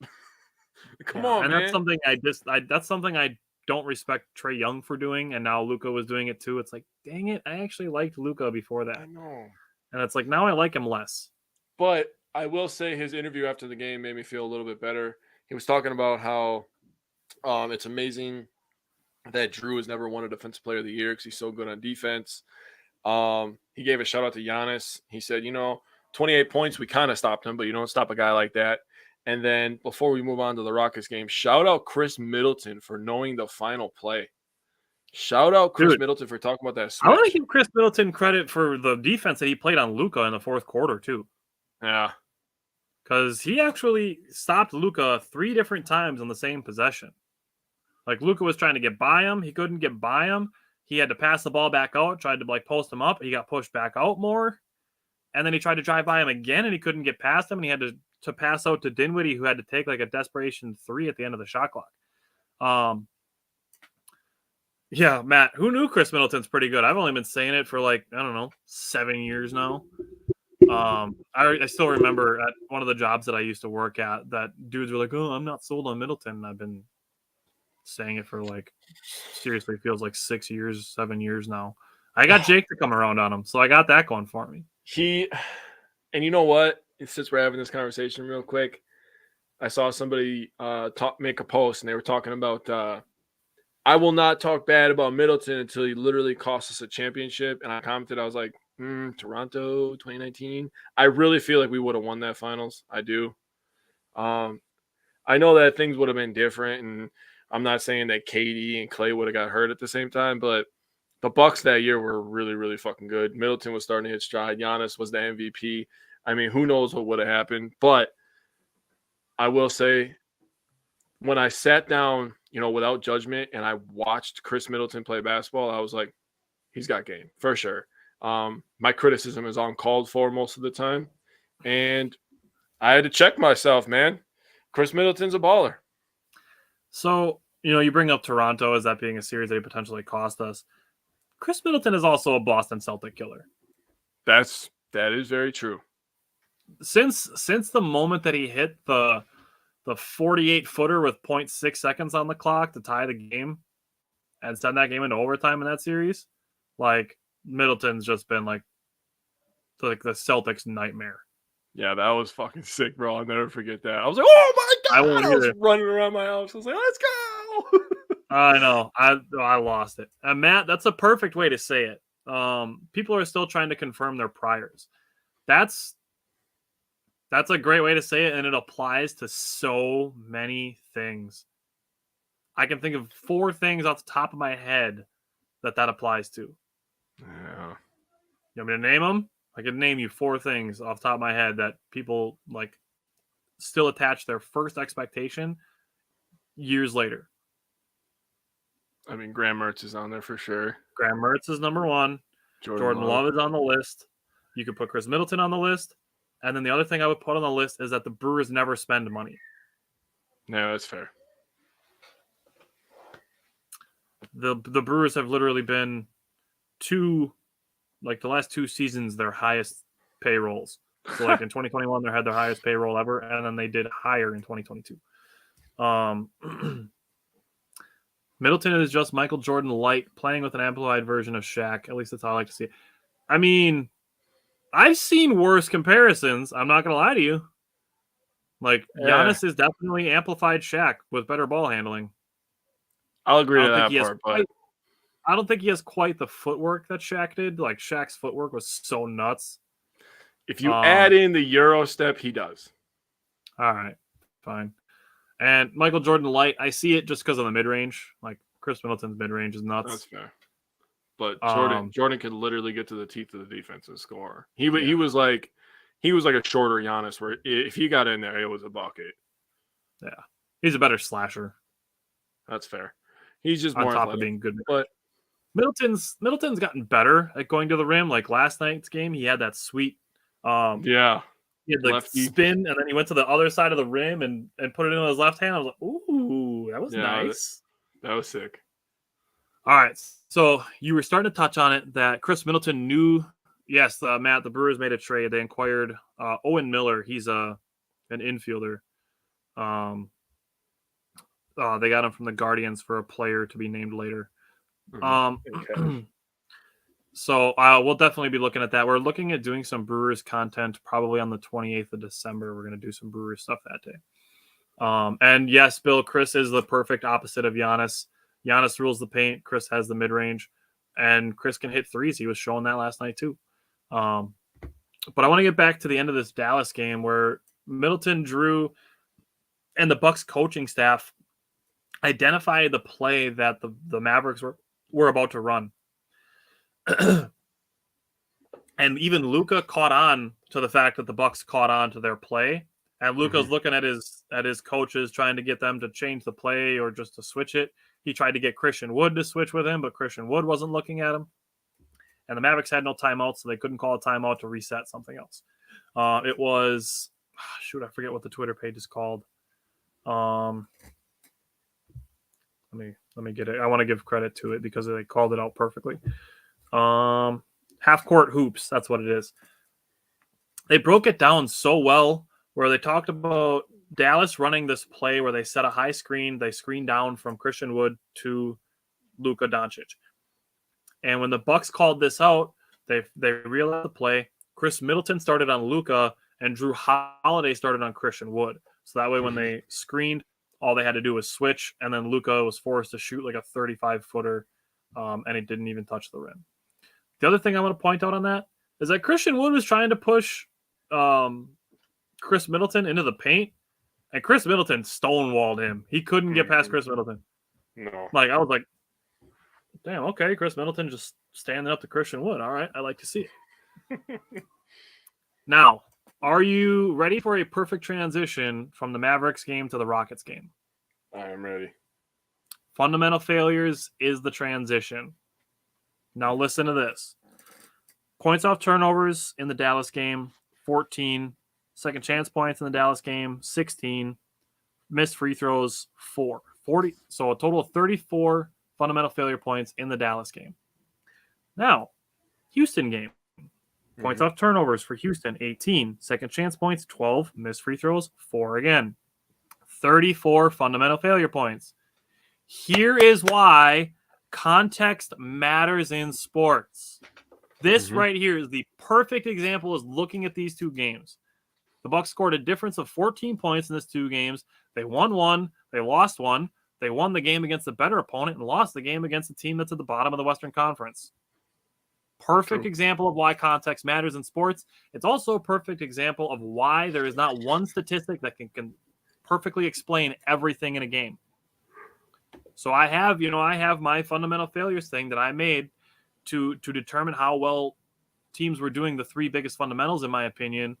But it does not explain the entire game because it doesn't explain field goal efficiency. It doesn't explain the rebounding battle. It does a little bit on the offensive rebounding part of it, but that's only from one perspective of one team. So there's so much context that goes into these things, going from one game to the other, despite the fundamental failures being the same and being almost completely identical. So the Bucks actually started this game off crazy hot. Giannis just picking up where he left from his last game against the Rockets. He scored or assisted on the first 12 points of the game. Drew hit 2 threes early. Bobby Portis had 7 rebounds in the first quarter. And then, seeing Drew Holiday consistently making threes it makes me happy for him because he got off to kind of dog him a little bit. Yeah, man, I don't think anybody was happy about that game. But seeing Drew Holiday consistently hit some threes after some early struggles is encouraging. And then we get to the second half, and the Bucks were up 79-74 to end the third quarter. And over the last 7 minutes of the game, the Bucks were outscored 16-5. 13 points. I didn't look, but I'm willing to say that that's the lowest scoring quarter they've had the entire season. Yeah. But I will say there were some good things here. Budenholzer brought it up after the game that the Bucks played good defense. Anytime you hold a team to 97, that should be enough to get you a win. Houston only scored 19 points in the first quarter. I want to bring up Tari Eason. He's a rookie from LSU. Tari Eason tried to dunk on Brook Lopez, and it did not work. Yeah. Brook Lopez has the most blocked dunk attempts in the NBA this year, too, on top of having every other block and contested shot statistic you can find. He's also blocked the most dunks this season. Not shocking. Probably because he's blocked Embiid trying to dunk on him like 4 times in 2 games already. Right? So I had to throw that out there. And then Bobby Portis, another double-double, 17 points, 15 rebounds, and 2 assists. Giannis had 18 rebounds. That's his season high. And then Drew Holiday, 25 points, 6 rebounds, 8 assists, 3 steals, and then 5 turnovers. The only thing I can really complain about there is the 5 turnovers. Like to see that down. And then Brook Lopez wasn't really much of a factor in this game, honestly. But he did still have 3 blocks. So what stood out to you from this Bucks and Rockets game? You said Brook Lopez. Back to the Mavericks game for 1 second. We forgot to mention that he made 1 shot, and it was the game-winning shot. You're right. Which mention that is fucking amazing. All right. See you later, Bill. Take care. Drive safe, buddy. So in this game, going to the playmaking, which I'm paying attention to this week, only 2 players with 3+ assists, Giannis and Drew Holiday. I think they relied on Giannis to take over too much. I didn't like that at all. I like the Bucks better. They become deadly when they have the best player in the league, and then everybody's involved, right? Then they're damn near unstoppable. That's when I watch them. And we were going to talk about it from last night's game, so we are, and that's when you're looking at them. You're like, there's no goddamn way that anybody's better than us, right? We have the best player, and our team's playing crazy. In this game, that did not happen. So I'm giving the playmaking and the ball movement a fucking F for this game because it just fucking pissed me off so much. I was watching this game and I was like, this is so annoying. And then the execution down the stretch, it was like it became almost 2018 Packers like when like you knew the play they were gonna run. Like you saw them line up and you're like, yeah, this is a fullback dive. I've seen this one before. They ran the back-to-back lobs to Giannis, and it was just like, why are you doing that? Like we just saw this like literally like 8 seconds ago. Like you're doing it again. Then you go to bench production. We got 33 points, 23 rebounds, and 5 assists. Only 5 players off the bench. I did not like the assist to turnover ratio in this game. 18 assists, 16 turnovers. That's not what you like to see. When the Rockets were damn near 2-1, we were nearly 1-1. Only 36 points in the paint to the Rockets' 56 points in the paint. I will say, if I can give credit to the Rockets for anything, Jalen Green is a certified young stud. I will say that. The kid is not afraid of the moment, and he could absolutely fly through the air. So having that ability to float and change your shot in the paint, it almost reminded me of a young John Morant. I don't want to give him that credit yet, but he almost looked like a young John Morant to me. I will say if I was going to give the Rockets credit for anything, it's just their athleticism in general. I mean, up and down the roster. I mean, McDaniels, Jabari Smith, Green, like there's just pure athleticism just up and down their entire roster. Yeah. And Jalen Green's going to be the key. You have the keys to the car pretty soon here, but 33 of 90, you're not going to win many games with that poor efficiency. But as I stated earlier, the playmaking and the creativity and everything about this game was just throw it out. It's like we talked about with the Brewers when they lose 9-0, throw that game out. All right. So to move on that game, let's talk about Matt's point here that Brook Lopez should be the unanimous defensive player of the year. Nobody else comes close right now. I agree that right now there is nobody close. There's nobody even close to Brook Lopez right now because of the impact that he's making. I will say in a very teeny tiny sample size that Jaren Jackson Jr. is going to eventually compete with Brook Lopez, but obviously he's got to build up a much bigger sample size than he has early this season. and I want Brook Lopez to win it. But if I had to pick somebody other than Brook Lopez to win it that wasn't on the Bucks, like Jaren Jackson Jr. would be my pick. Like, I actually really like him as a player. So I would be okay with it if nobody on the Bucks could win it for some reason. It's one of those things where you got to pick somebody, but not on your team. Like, that's who I would pick. I'm with that. So let's go to last night's game. We'll just completely get away from the Rockets game. Now let's go to last night's game. What did you see from that stood out to you? Well, the first thing I want to laugh at is Steve Kerr saying, let's wear down this team. I was like, dude, bruh. I heard that too. Oh, man.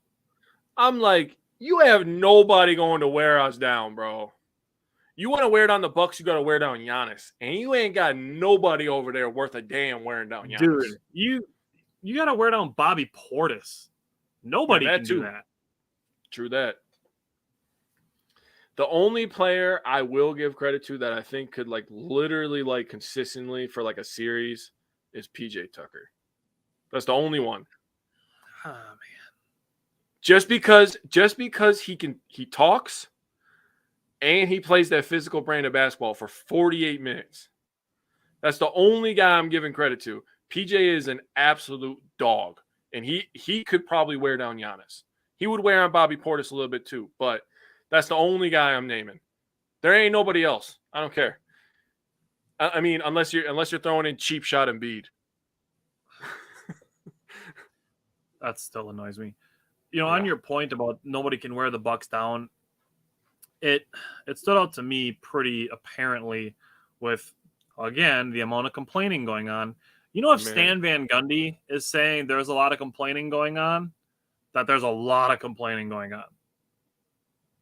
So pretty much every single time the whistle blew, the Warriors were looking at the refs, similar to the Dallas game. Now, my point with this is I don't think the Warriors were remotely close to ready for how physical the Bucks are. No. The Warriors they're definitely a finesse team with Clay, Curry, and Jordan Poole. They were not ready for the physicality that the Bucks had. The Bucks were by far the most physical team in that game, and there's nothing that the Warriors were ready for. PJ Tucker doesn't want the smoke over a 7-game series. I mean, we saw him do well in some 7-game series a couple of years ago, but this season so far, PJ Tucker and Giannis going head-to-head has not worked out well for PJ Tucker. I mean, PJ Tucker is about that life. I'll just say that about PJ Tucker. He definitely don't run from no smoke.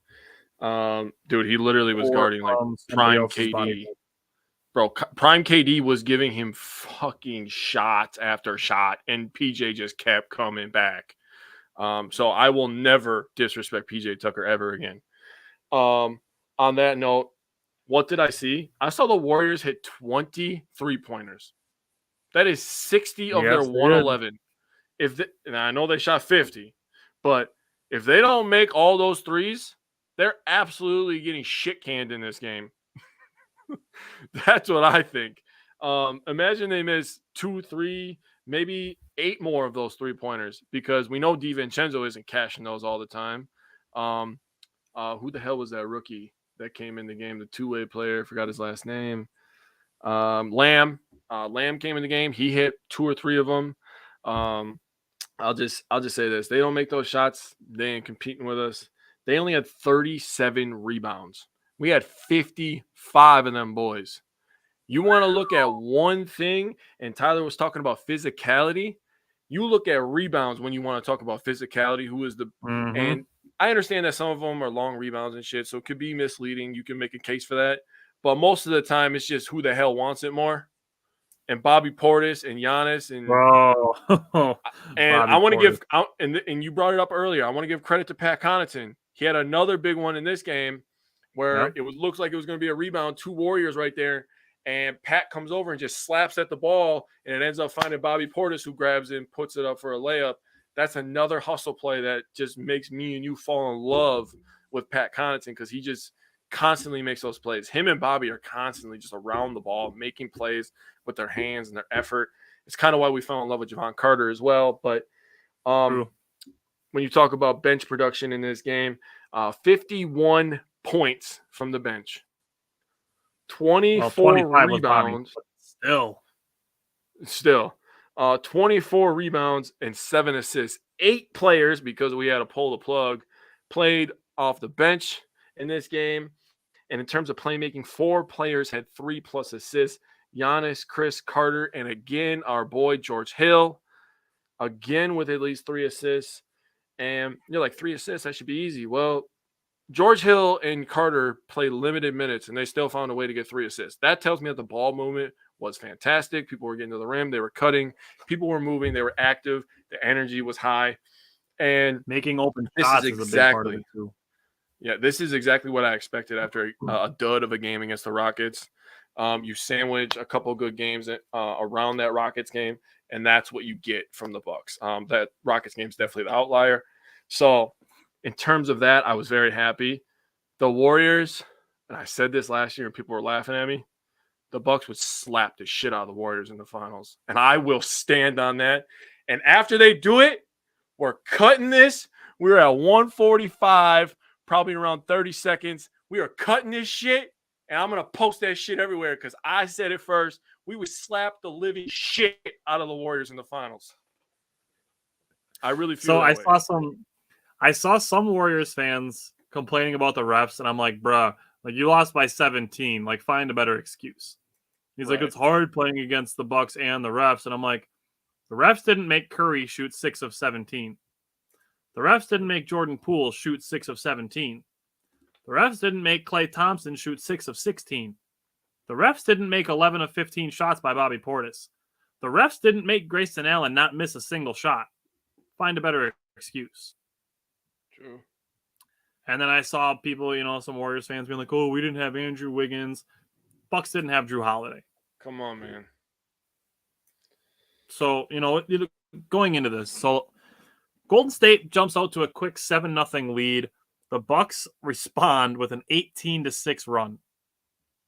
So the Bucks take an 18-13 lead. Over the course of the first quarter, total ended up being a 38-21 run.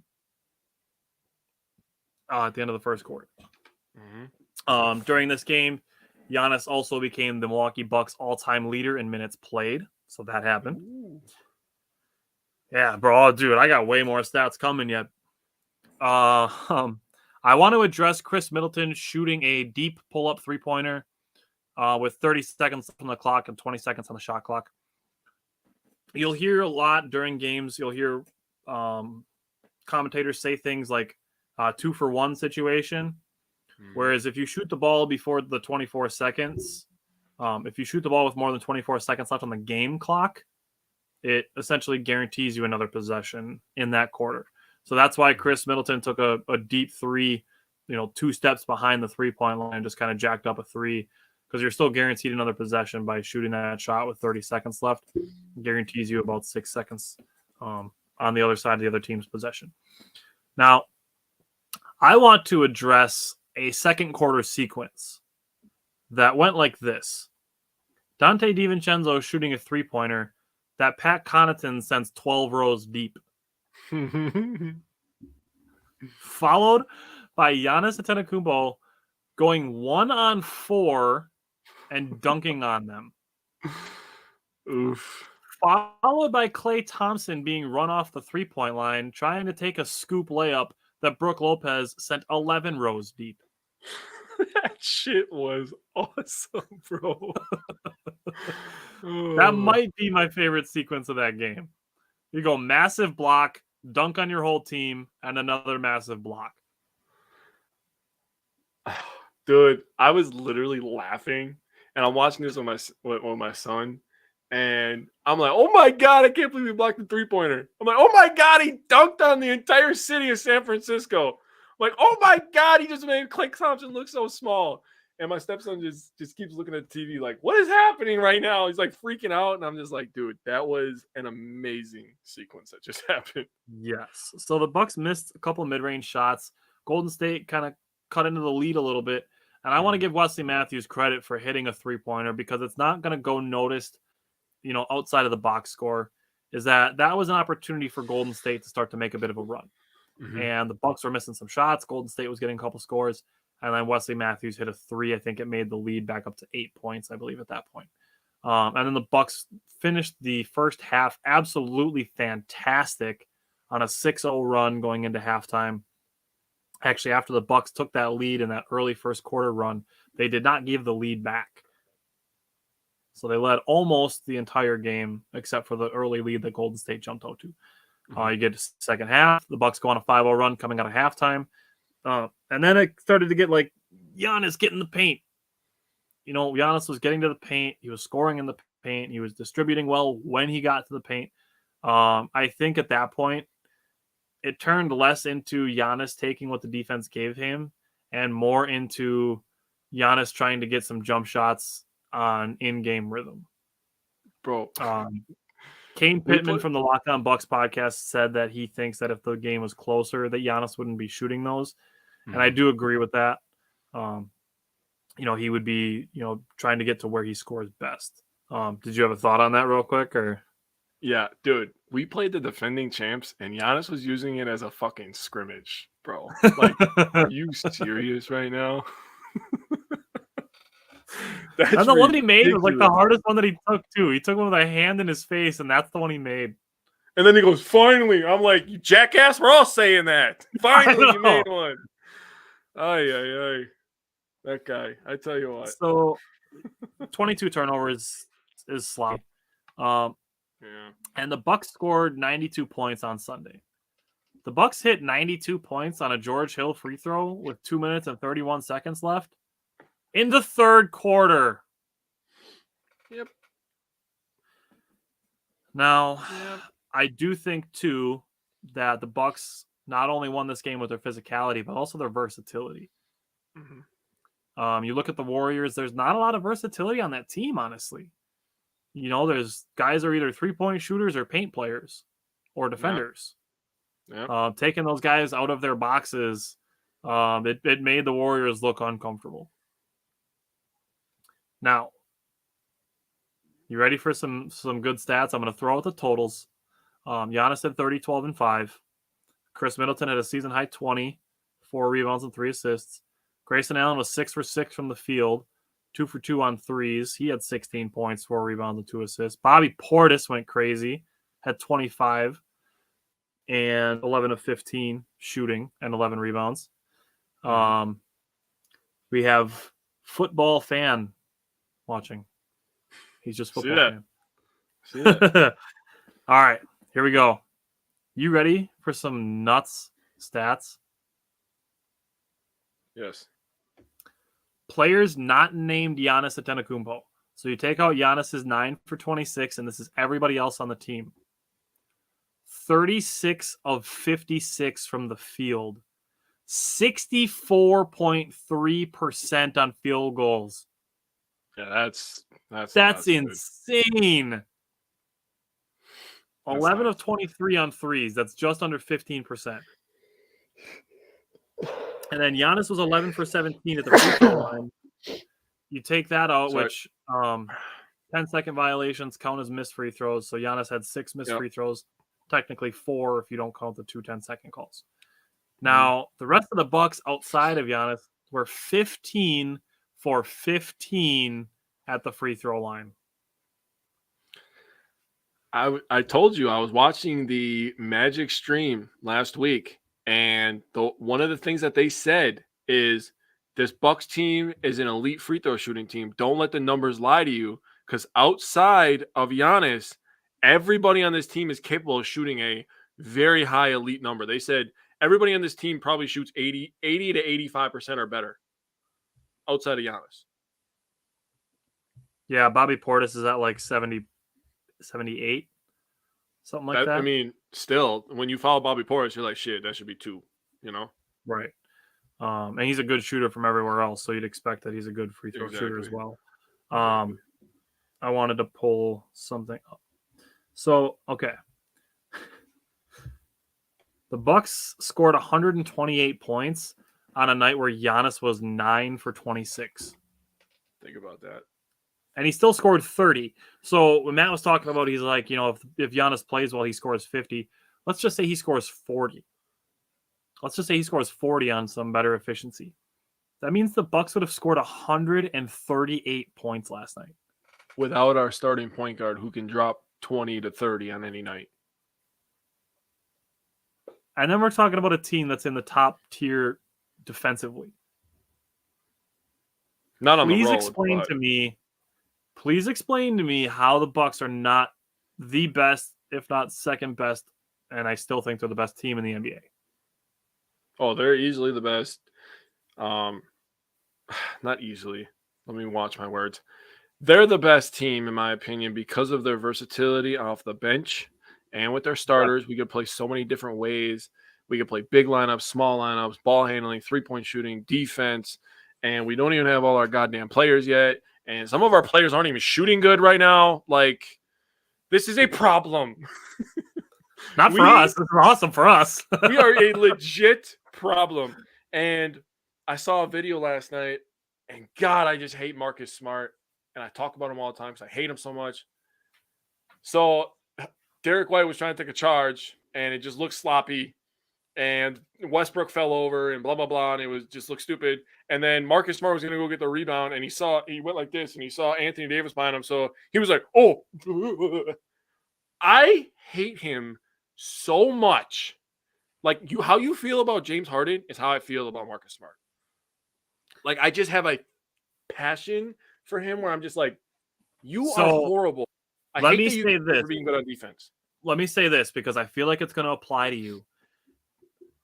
Is part of the reason you don't like him is because he has the capability of playing the right way but chooses not to? Yes, dude. That's the only thing that bothers me. I've actually seen him play good defense. But the fact that he chooses to fucking flop, and it's like, you know, and we talked to James, and James he's a good dude, and he's a Celtics fan and whatever. But I've told him, I'm like, dude, it is impossible to watch a Celtics game and not notice Marcus Smart on the floor for at least 5 minutes of that game, which is it's a long time to be on the floor. Yeah, that's a lot of minutes. Yeah. But him freaking flopping everywhere. And then you got Blake Griffin over there who always leads the NBA in charges. He's flopping around everywhere. And then you got freaking, I don't even remember dude's name who said he was on the same level as Draymond. What the hell is that dude's name? But Jesus Christ. Him flopping everywhere. It's just like, good fucking God, dude. Grant Williams is a flopper too. Grant Williams, that's his name. He was one that's like, oh, I'm on the same level as Draymond. No, you're not. You talk a lot just like him. But God, Matt said he hates James Harden and Marcus Smart. He's an equal opportunity hater. I don't hate James Harden as much as Tyler does. I do dislike all the flopping that he does and the bait calling that he gets. But Marcus Smart is the defensive version of James Harden with all the bait calls. I'll just put that out there. That's fair. I can see that. Because, you know, think about it this way. James Harden won an MVP because of all his bait calls. And Marcus Smart won a Defensive Player of the Year, kind of the MVP of defense, because of his bait calls. So I just came up with that off the top of my head, but I can't disagree with it. I hope Giannis literally just dunks on him so hard that he's just out for 2 weeks. Just out for 2 weeks because he's so embarrassed. All right. Is there anything else you want to throw out about this last week of games for the Bucks? No. Bucks in 6. Okay. All right. So looking at the next week, the Bucks play at Memphis tomorrow. That's going to be a tough game. That game's going to be tough. Yeah. And then they are at home on Saturday against Utah, and then they're at the Pelicans on Monday. That's going to be another tough game, but like I said, I do think the Pelicans are like the Cavaliers of the West. So, you know, it'll be interesting seeing Giannis and Zion going at it. That'll be fun to watch. So, over those 3 games, give me a record prediction. I'll say 2-1. I also say 2-1. I do think trying to win in Memphis is going to be tough. So that's the one that I have the Bucks dropping this week. They're going to beat Memphis. I do think they're going to win. Yeah. All right, take care. Thanks for commenting along, Matt. We appreciate it. The Pelicans game I have as a win, partially, in fact, because they play Phoenix on Saturday and then they play the Bucks on Monday. That Phoenix game is going to be mentally and physically draining for the Pelicans because there's some bad blood there now because they played twice last week and now they play again tomorrow on Saturday. So there's going to be, like I said, I think that game's going to be mentally and physically draining for the Pelicans. And then the Bucks will be able to take advantage of Monday. That's fair. That's a good point. That was very good analysis. And especially after the 360 dunk after the win. The Suns are gonna be taking cheap shots. Yeah, we can talk about that, because if it was in your building, I could see being mad about it. But the fact that he did it in front of his home crowd, like, dude, let him make the people happy. I agree. That's the point that I would make on. But, and I saw somebody say, you're upset about 2 points. The game was already over. Why aren't you upset about the other 126 points that you gave up or whatever? It's like, yeah, that's what you should be pissed off about. They were ultra efficient against you. They put up a ton of points. You're not mad about that. You're gonna be mad about an unwritten rule. Shut the hell up with that, man. It's 2022. Yeah, we talked about unwritten rules. We did a bonus episode on that this past summer. Get out of here, man. The unwritten rules thing it's annoying. Oh. As a fan, if the Bucks, I will say DeAndre Ayton said he didn't have a problem with it, so I will give him credit for that. Yeah, I mean, as a Bucks fan, if Zion does a freaking dunk at the end of the game and we gave up 134 points, I'm gonna be like, dude, we sucked on defense tonight. I'm not gonna be pissed about a dunk with 5 seconds to go. Even if it was like a whatever the end result is, like, if they're in New Orleans, like, I'm going to recognize like he's doing that for the fans, not for himself. I agree. All right, you got anything else? Nah, man. Wisconsin sports are going crazy. We're on the up and up. Let's go. Yeah, it was definitely awesome to have CJ Goetz on with us today. We're going to have Mike Spofford with us on Friday, and then we have Cole LaCrue with us next Wednesday, and we're doing transfer targets next Wednesday. I mean, it's going to be crazy. But we got some awesome content coming up. So keep hanging out with us. We appreciate everybody commenting along and commenting on the stuff that we post. It definitely makes us feel good and feels that we're doing stuff that people enjoy and appreciate. So we appreciate that from you. So you got anything else you want to say? No, sir. Let's go. Bucks and 6. All righty. I will see you Friday night. All right. Take care, buddy.